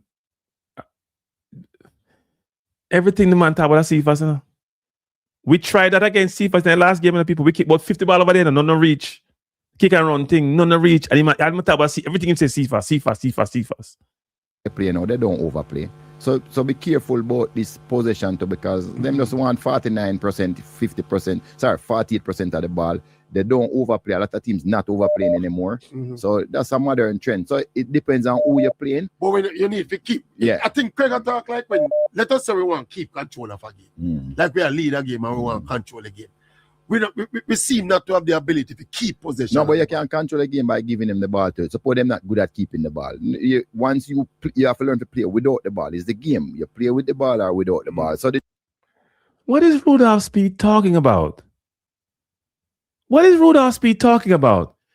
I ask each of you people, in today's contemporary football, don't most people try to keep the ball? What Speid that talk about? You can control the game without the ball. You can control the game without the ball? Or you control the game because you can set up in a low block or mid block. Or you control the game. You don't control the game. You don't have the ball to control nothing. Man, you learn too much nonsense, man. You talk about your control, you know, if you have the ball. You will kick the ball out of your opponent and then get the ball out of them and you can control the game. The truth is, controlling a game is really a control of space or a control of... So there's a whole lot of things to it. But I'm just saying to you that whatever you say, it always have to do with... Everything him learn in a coaching school, him come in a practical environment, I want to tell you, and when you watch the game then, when you understand the football, when you read, it don't make no sense per se. Everything you take theoretical and try to apply it practically, it don't always work. People, when you go to school, when you go to college and you learn, go accounting, whatever you want to, spend you could learn, you go in a real environment, things are never the same. Things change. You have to adapt. Everybody in football try to keep the football. Everybody me know try to keep the football. Me no know nobody want to keep the football. The only teams that keep the football most times is the inferior team. Let me say this again. In most football games, the team that don't keep the football is normally the inferior team. Who want to play football and another football? No fun don't play football. Who want to play football and another football, people? You get the opponent the football and you still going to watch them play? Can you score without the ball? Isn't the objective to score? How you set up and how you really want to play. And we have some ideas how we can play different and you're going to see difference. Right. Okay, well, I look forward to it and wish you the best, Bridget. But listen now, the last thing, big man, and there's been a long-standing run about conflict of interest where you are concerned. Me personally, where conflict of interest is concerned, have a different view because when I studied conflict of interest, there was always the exception aspect of it. That a lot of people who come on and talk about conflict of interest, Mr. Speid, conflict of interest, and Mr. Speid, conflict of interest, never looked at the exception aspect of it. You were never, nobody can point to you putting 5 or 6 players in the national team because you are Coach Cavaliers and stuff like that. So there's no evidence is there that you actually use the conflict of interest to put players in the team and stuff like that. My problem with you though is, big man, Richard King. One team. May I ask you now as a person, was it because of the fear of conflict of interest? Why it takes so long to get why King takes so long to get a look in on the national side? You know a funny thing, you know who pick him first at top of everybody say me and top on agree now. Top of pick him first now. It was coaches afterwards when them say me employ drop King out of the team, you know. Yeah. And that means was on pushback to them every time. Coaches when they say me employ. Maybe I should finish the program tonight. FIFA. This is Craig from Houston, the person who came on and criticized me when I went on the Maverick program previously a while ago and was talking about, what was I talking about? I forgot what I was talking about actually, but he came on talking about he does accounts and he did accounts in school and accounts is this and that. And then he came back and said he studied conflict of interest. And therefore, because there's no empirical evidence to substantiate that Rudolph has mandated or put players in the national team, then that doesn't make any sense. Craig from Houston, let's get back to you. You have no goddamn idea what you're talking about. Stop talking about things you have no idea about. You can come on my program and challenge me. My number is here, Craig from Houston. Never sure. Come call me about conflict of interest. You have no idea what conflict of interest mean, what it entails, how it works, how it's mitigated, how it's managed. You come and espouse the view as if you're authority on certain subject, and you're not. You're not an authority. You have no idea what you're talking about. So you have no evidence, you have no factual evidence to say Speid hasn't pushed Busy Atkins or King in the national team. Now I have some information that I won't divulge about certain things. Because Rudolph came and said, Tapa put him in the team, and the other coach didn't want to play him, and blah, blah, blah. The question should have been asked of Speid is this. Have you ever pushed for them to be in the team? And why is it that Hogrimson, or the coach before him, but McLaren seemed to acquiesce, and McLaren put Busy Atkins in the team, McLaren put King in the team, but Hogrimson thought he wasn't good enough. Did you push McLaren to do it? To put both of them in? You put Busy Atkins in, when we went to the tournament with two midfielder, Busy Atkins play midfield and look last. All of a sudden they get a new team in McLaren, but they couldn't get in with Hogrimson. Because Hogrimson was not a yes man. Hogrimson pick who he saw based. Doesn't mean that King wasn't good enough or anybody wasn't good enough, but you couldn't tell Hogrimson what to do, and you come on here tonight and talked about Hogrimson left because of the game against Canada. He lost that game. And expect us as reasonable person to digest that and agree with it. And the moron maverick, the one who like call people waste man and crack it the game smart. Well, I may not be smart, Maverick, but I sure don't have your brain when it comes to certain things, or your gullibility when it comes to certain things. It's ludicrous. Now, the fact of the matter is, people, I can't divulge some things that I've been told about certain things. I was told in confidence. But let's just say sometimes things are not always what they seem to be, or sometimes they are what they seem to be. And conflict of interest, theoretically, is if you have the roles that Speid has. You don't have to execute on the roles. There's the appearance component of it, and there's the ability to do something because you have those roles. And if people do things in their individual personal interest, more than likely or not, you're going to execute on it. You don't have to make something, you don't have to do something happen for you to then say, it happened, so therefore you do it. And the person who called in, this expert, Craig from Houston, who had the audacity to criticize me on Maverick program. And every time I hear him talk, I just smile. Because this person believes he's a learned person who believes that Cranky ain't got no sense. As Maverick likes to say, Cranky think him smart. When I hear you people think, no wonder people want to think me smart. Because I know you know what I talk. I know what I talk about. Now, you know what I'm going to do? And I've done it before. I did write a paper on conflicts. I have presented at in public forums on conflicts. And maybe if I can find my paper I wrote, I'm going to bring it back again and walk through conflict. I think I've did before. And Craig from Houston, maybe you can come to class because you have no goddamn idea what we're talking about. You have not studied no conflict. Stop lying to people then. But you study conflict. Stop trying to sound smart because you're not smart. As Mark Garrett said, you think you're smart, but you're not smart. Jesus, Lord, you have studied conflict and you don't understand how the concept works and what it means and how you should mitigate it. Doesn't mean you can eliminate conflicts, people. You hear Rudolph always come on and say, and this Rudolph always said this. He said FIFA come and see the conflicts and FIFA sign off on it. No, it's not what FIFA did. FIFA expect the president of the JFF to do something about the conflict, even if they see the conflict. They not do it. So when this whole concept idea come in that FIFA saw it and signed off on it because we have this conflict register, you signing a register doesn't mean anything. In most conflict situation, people, you have mitigants. That means things that reduce the conflict. You have people, you have a conflicts register where you record the conflict them.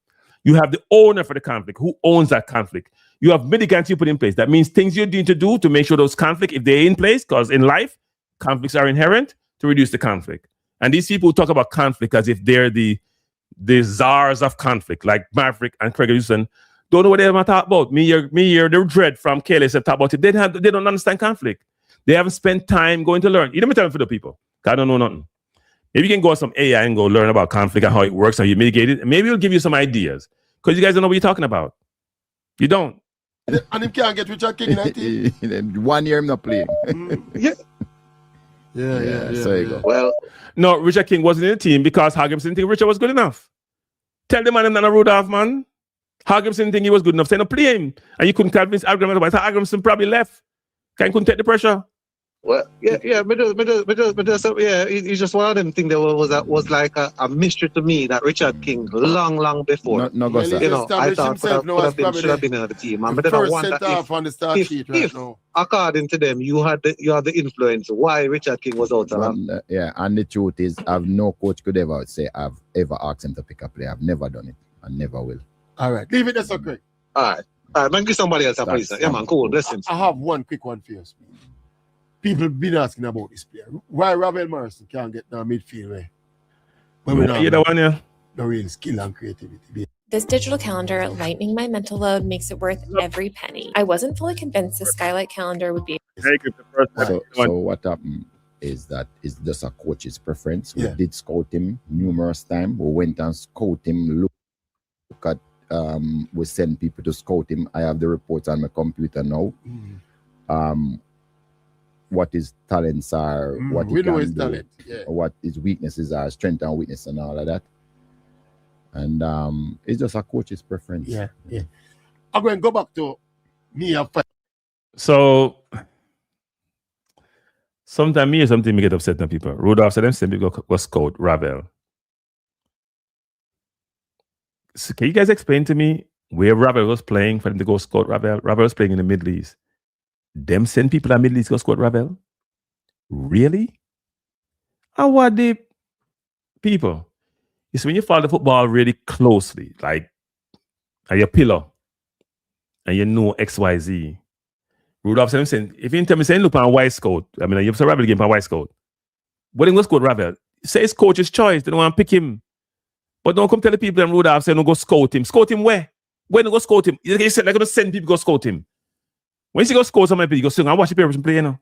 You go watch them in a training, you go watch them in a game, you go watch them, you know, you're not watch a TV camera them, you're watching the player, how they're moving, their positioning, them fitness, how them relate to them teammate. Where them have time to go scout Ravel? And Maverick kind of know nothing, but nothing, he no press the question. 5 years ago. This is them time they made up on top of the game. Yeah, man. We may go give some advice. You see them two qualifiers there? Yeah. You know what will be the key? Whether you get past the first one and get past the second one. And your team selection, you know. I agree. And who you put on the field, you know, and where you put them, you know. It sounds simple, don't? Yeah. Me think that's a big part of why we never get through in the qualifiers. Them coaches never put the right people in the right place for the football field to be most effective they can be. I mean, just think in these two games where you have now, I don't know what the process is like, how meticulous you are when you go through and think and make a decision. If analytics, it depends on for it. But me just think that intuition about where you watch it, you follow the EPL? Yes. You saw you're aware the situation with Manchester United, yes. and Carrick come in. Yes. How the team look like, a different team now. And the same team, you know. You know what Carrick do? Carrick go around and just put the man in them natural position.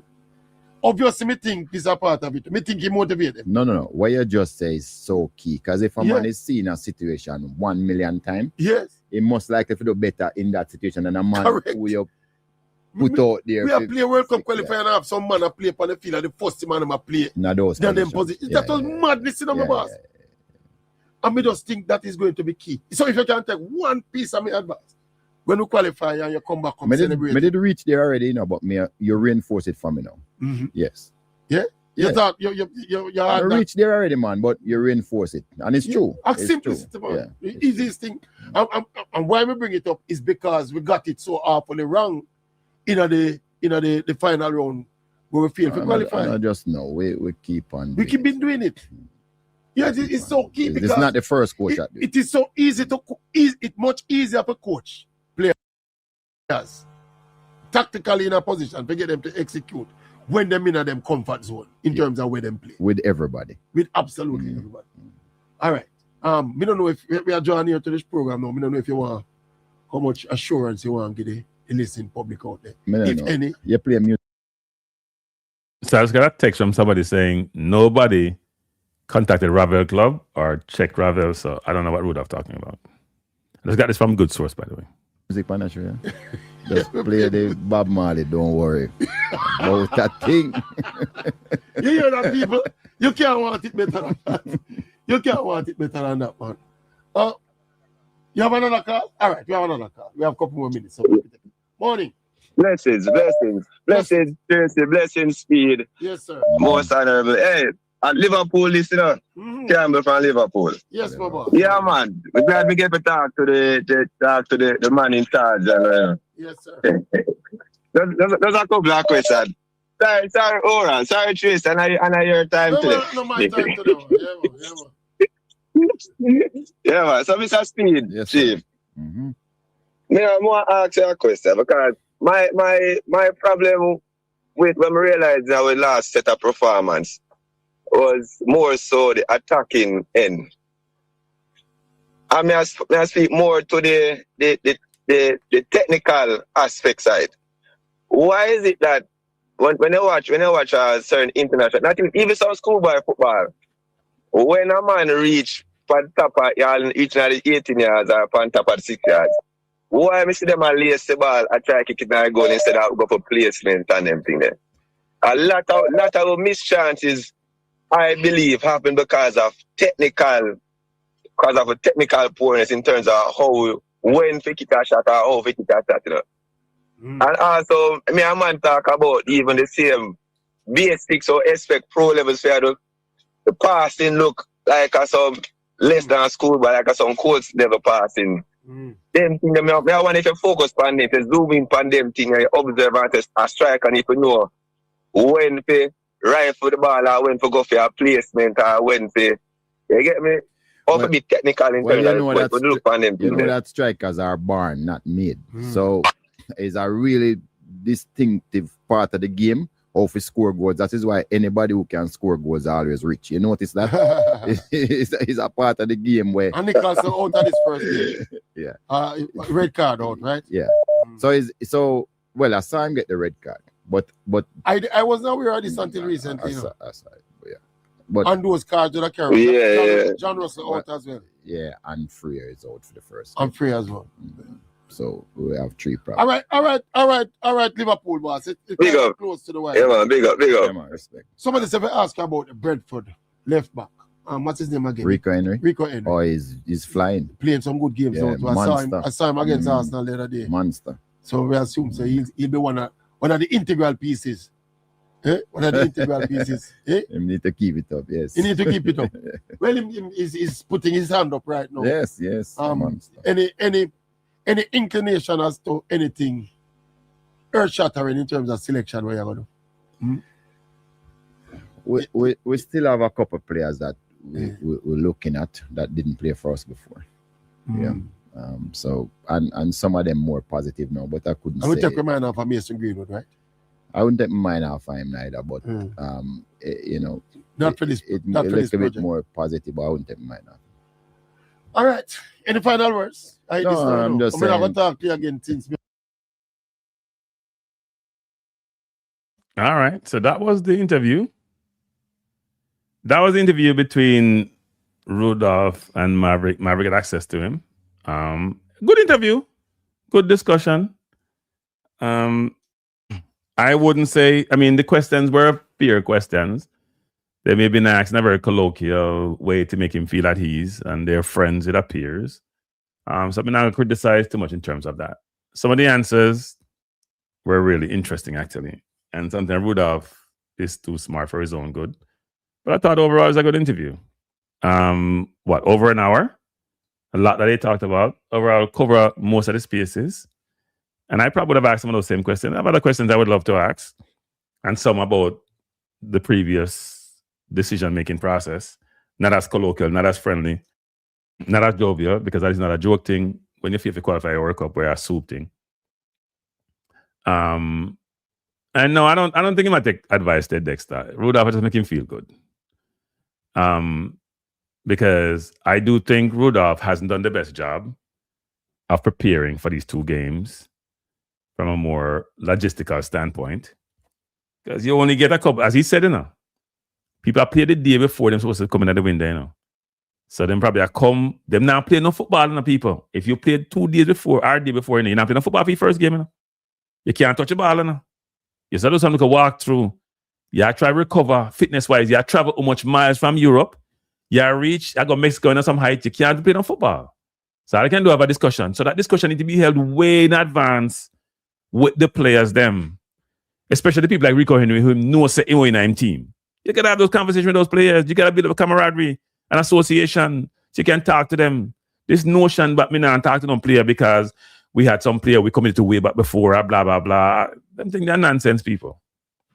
They're nonsense. Every player who Arteta recruits, you hear Arteta go to talk to them and them. And when Califury same talk to you about a mom and dad and baby and thing, he does all his research about the player first, but the player feel comfortable. They feel like they're at home. They feel like they're one of the team already, even before he recruits them. He does his homework. When Emery went at Arsenal, when Pochettino went to the US, they knew all the players, all their tendencies.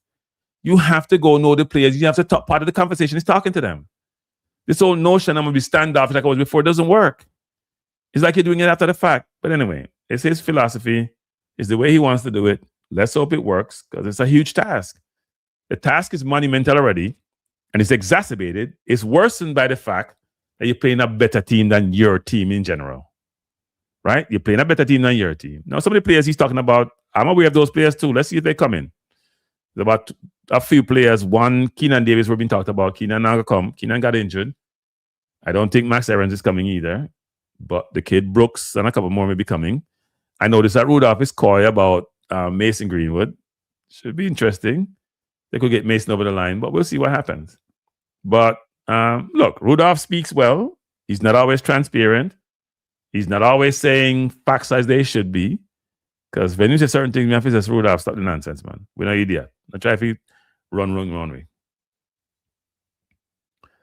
Yeah, Speed. Well, I think in Jamaica, the problem is that we have the haves and the haves not enough. We have those who have resources and those in certain positions, and they function accordingly, and they're big fish in a small pond. So when they engage, they expect you to operate a certain way. And when they get out of their comfort zone in a certain environment, they're challenged to understand that they have to better navigate that environment. They have to adapt, and they don't. I don't think his papers will be good, Sanjay. I don't think his papers is a problem. Papers are a problem. Some people, it's about the papers. If you don't get the papers, them no matter. And I don't think the JFF has the level of relationship it needs to. You speak talk about Trelawney or Sligoville and them want it and XYZ and can't get it. But we see Babsage Grange with the team, the under 2017 team, she up front and center. So there has to be better influence and better coordination and better engagement between the JFF and the government in power and individuals who are in decision-making roles to make sure they are encouraging the kids and encouraging the football and supporting the football, both monetarily and otherwise, and be part of the strategy for the football progress. Otherwise, we're going to go around a circle.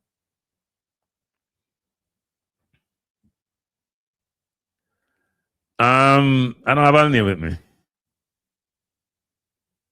Speed will be carried for the Reggae Boyz. So which players are we talking about playing out of position? Well, Gray was played out of position on the right. Tyrese Williams was playing out of position on the right. Maverick believes that Sifa should always play. So they then shouldn't be on the field.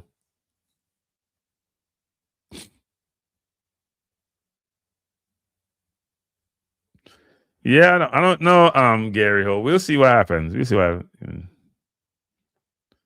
Tiger says Speed thinks he's bigger than the program. That's the problem. Wrong philosophy can't improve that way. Yeah, I don't know if he thinks he's bigger than the program, but I do believe that Rudolph have a sense of he know who he is and he know his role in Jamaica. But I think sometimes he hasn't adapted to that. Jamaica is small, and therefore, when I'm on a global stage, it may require something up and above what's required in Jamaica. All right. Well, look, I don't know what New Caledonia. I'm sure New Caledonia is recruiting. It's interesting when Oral was talking to Rudolph. And Rudolph has come a long way when it relates to diaspora players, you know. Because this wasn't the same Rudolph I know who was talking about that a while back. So Rudolph has come out publicly and talk about diaspora players as if, I guess maybe Rudolph is talking like a coach of a national team versus a parochial JFF board member, which is refreshing to see, actually. That Rudolph is actually coming and saying he is agnostic as it relates to where the player was born. It's about the player's ability and the player be able to fit into what he requires as a coach. It's refreshing to hear that. And hopefully he operates the way he's communicating. Hopefully it's not a facade. Hopefully he's operating that way. Because it's very, very important for him to give himself the best chance to win by picking what he deems to be the best team, and not be influenced by people like Maverick, who believe you need to have a balanced team versus having the best team. Right? Even though I hear him say that maybe we should have Lowe and King, and Rudolph seemed to forget that the coach changed it because King wasn't playing any football. King wasn't playing any football. King played against Trinidad night first game with King. Was it that Pinnock wasn't here or something? And then Lowe wasn't playing any football. So, but you say part of your criteria is selection. That Rudolph is saying that when you select players, the players have to be playing football. Then how you want, or you have that selection criteria, and then you want the other coach who may be utilizing some aspects of that too. So that don't make no sense. No, we don't expect Pinnock not get selected. No, sir. Pinnock get selected. Pinnock get selected. But if that the criteria I use, if he's not so let me just say this to you, Leon Griffiths. If he doesn't select Pinnock, who's training with Premier League players, and if he stick to that criteria, then Cephas not get no game, then Dixon not get no game, then Nicholson not get no game, then nothing sure Whisper get no game. Whisper get look of minutes here and there for Leicester, and it seems to get more game time in the next few weeks. So I'd love to see how that works. Now Lowe is playing in the brilliant league of Thailand. I wonder how that, and so we hear in our Taiwanese, our Thailand league. So we can't criticize Ravel no more. I play in the Middle East some money. Although I play Thailand, I can't because of footballing reason. Right? So we have to be fair in the criteria we're using for selection. Should be really interesting who Rudolph said, I have 30-something people, or Indonesia, not Thailand. Okay, I stand corrected. I just confuse those countries, like them I see them. Sorry, Indonesia. It's such a wonderful league. I've watched it a lot, every single weekend. Anyway, yeah, Pinnock playing in the cup games, actually. He playing the cup games. He not play regularly. So Rudolph says you have to play 7 out of 14 games. I'm saying, or something around there. Pinnock not going to play 7 out of 14 games. But that's the Premier League. It's a different level. Yeah, but if I was selecting a team, so here's my view. Jamaica should go get the King. So if you want to play King, you want to play King. Freckleton, who is better than King, by the way, plays beside King for St. Mirren. Because St. Mirren play a back three. And Freckleton also score goals and assists. He never play centre half. So if Jamaica and the Scottish League is not like where Congo people not play no Scottish League, they play higher league. But if you want to get a centre half, then you get Freckleton. I think he's in the mix. He may be part of the group that's coming in. But Freckleton and King play together, so he can't play two of them together. Play Freckleton and King as centre back. Play Rico or left back. And we figure out the right back. Get another right back. And then you have in the middle, you have Hayden and 2 more people. I mean, I know yet put Hayden and Ravel in there. And find somebody else. Maybe if we can get the kid from Sheffield. And then up front, you gotta figure that out. Because the man up front, we have no non-fire. God name stick. Oh, Coventry won today. I didn't watch the game. Bless. And Lati starts. Lati play right back. Lati play right back for me. Lati play right back. Lati our best defender. I don't care who they play defense. But King or King or Pinnock. How did Lati play Nitro? I'm curious. Because me know Lati can play anywhere across the back line and he can play the midfield if you want him, even though not in best position. But Lati a big time player, man. Lati a big time. To me, say Lati a Jamaica best defender. Very good. It's a fairy food. Very good. Now, Lati a big time defender, man. Big time defender. Lati will play. Maybe play Lati. Me think he should at Jamaica. You know me that though? You probably go 3-4-3. But I play Lati, King, and Freckleton as centre back. Play Rico Henry. Can play in at left wing back. Come up with a wing right back.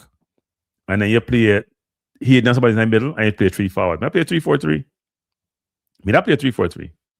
Play Lati in a back 3. You see Lati play back 3 against USA. I'm going to tell you, best things in sliced bread, man. I tell you, best things in sliced bread.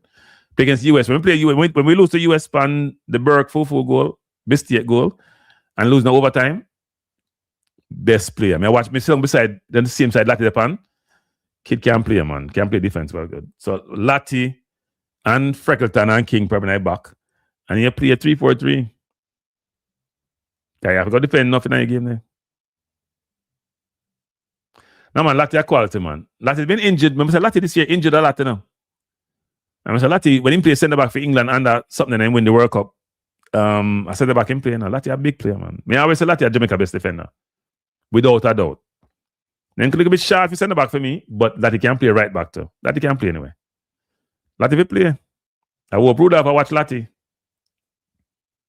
Because I know they must start King. And Lati no free putting a foot either. Lati slow. You can play right back, man. You're not too quick. If you can position well. We're not gonna overlap now anyway. Stop over at Lati. All right. I hear you, Dandara. Because you don't see him play defense, Dandara. You only see him play midfield. I'm not a midfielder. Me see him play defense more than one time. So I don't know what you're talking about. Someone will just watch a football topical and I watch a football in depthly. I read the man play the football. Lati's not a midfielder, I'm a defender. But anyway, you know, honor me over King. King is a decent footballer. King is not Lati. But anyway, people, let me close on the program by saying this. An interesting interview. Somebody said 4-4-2. You can't play anything. You can play a 4-4-2. You can play a 3-4-3. 3-4-3 is more defensive. You won't need to defend against Congo. Especially protect yourself against people like Wissa, who quick. You need feet, sure up the middle of the park. If you have 4 players in there. Marino slow down Lati, but Gunner's best player. Yeah, but Marino is not a defender. People have a right idea to say if you play right back, you have to have some speed. But Lati positionally is always very sound. I'm physical. So who knows? Anyway, people, we've been on for about 3+ hours. I appreciate you being here. It's been interesting coming back online. I've been online for a little while, offline. I'm having a show. I probably have another show this week. I'm having a show next week. Monday, I'm going to talk about real estate. Don't know what area of real estate I'm going to talk about, but I have a friend of mine who runs a brokerage firm, and she's going to come with me here to talk real estate. So if you're interested in buying a home, you're interested in investing in real estate, we're going to talk about something in that realm. And if you know you're a youngster, you haven't even got no money to buy nothing, come listen. You may learn something. All right. So I may come back on later this week and talk about another topic. I haven't decided yet. I have some people who have left the earth who I have to go MC some event this week. Not a good thing. Talk about the person a while ago who passed away suddenly. Then I heard about somebody that's passed away suddenly. When you get older than people just start drop around, you know. Not a good thing. So if you enjoy your life, do your best for you. Enjoy your life and spend your time with your family. All right? But anyway, people, have a good night. Thanks for being here. And I will see you soon. Very, very soon. Peace out.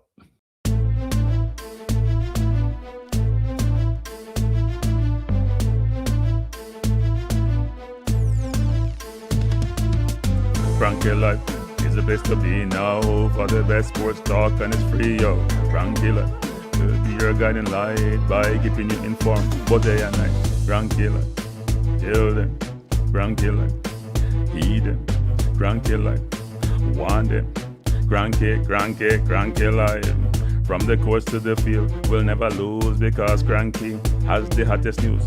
With expert analysis, we break it down. Our in-depth coverage is best in town. Cranky life, tell them. Cranky life, heed them. Cranky life, want them. Cranky live. Cranky live where the sports is spicy and where we keep the discussion lively. Cranky live. Get to know the name because cranky analysis is never lame. Cranky live. Give me my cranky life. I want my cranky life. Must have my cranky life. Whether it's football or track and field, you know cranky is at the wheel. So join the journey through victory and defeat and subscribe and don't miss a beat of cranky life. Tell them, cranky life. Heed them, cranky life. Want them, cranky life. If you're from England or USA, from Kingston or Bombay, from Kenya or Canada, Lagos or Havana, visit Cranky Live. Tune into Cranky Live. Like up Cranky Live. Subscribe to Cranky Live. Cranky Live coming to you on weekdays. Cranky Live sometimes on Sundays. Pull up a chair and take a seat because Cranky will always bring the heat. Cranky Live. Me say fi tell them Cranky Live. Me say fi heed them Cranky Live. On them Cranky Live. Cranky Live will be around. Cranky Live is the best in town. Me say fi eat them. Me say fi want them. Me say fi eat them. Want them, eat them, want them. Cranky Live. Cranky Live. Eat them, want them, eat them, want them. Cranky Live. Cranky Live. Eat them, want them, eat them, want them, eat them, want them. Cranky life. Cranky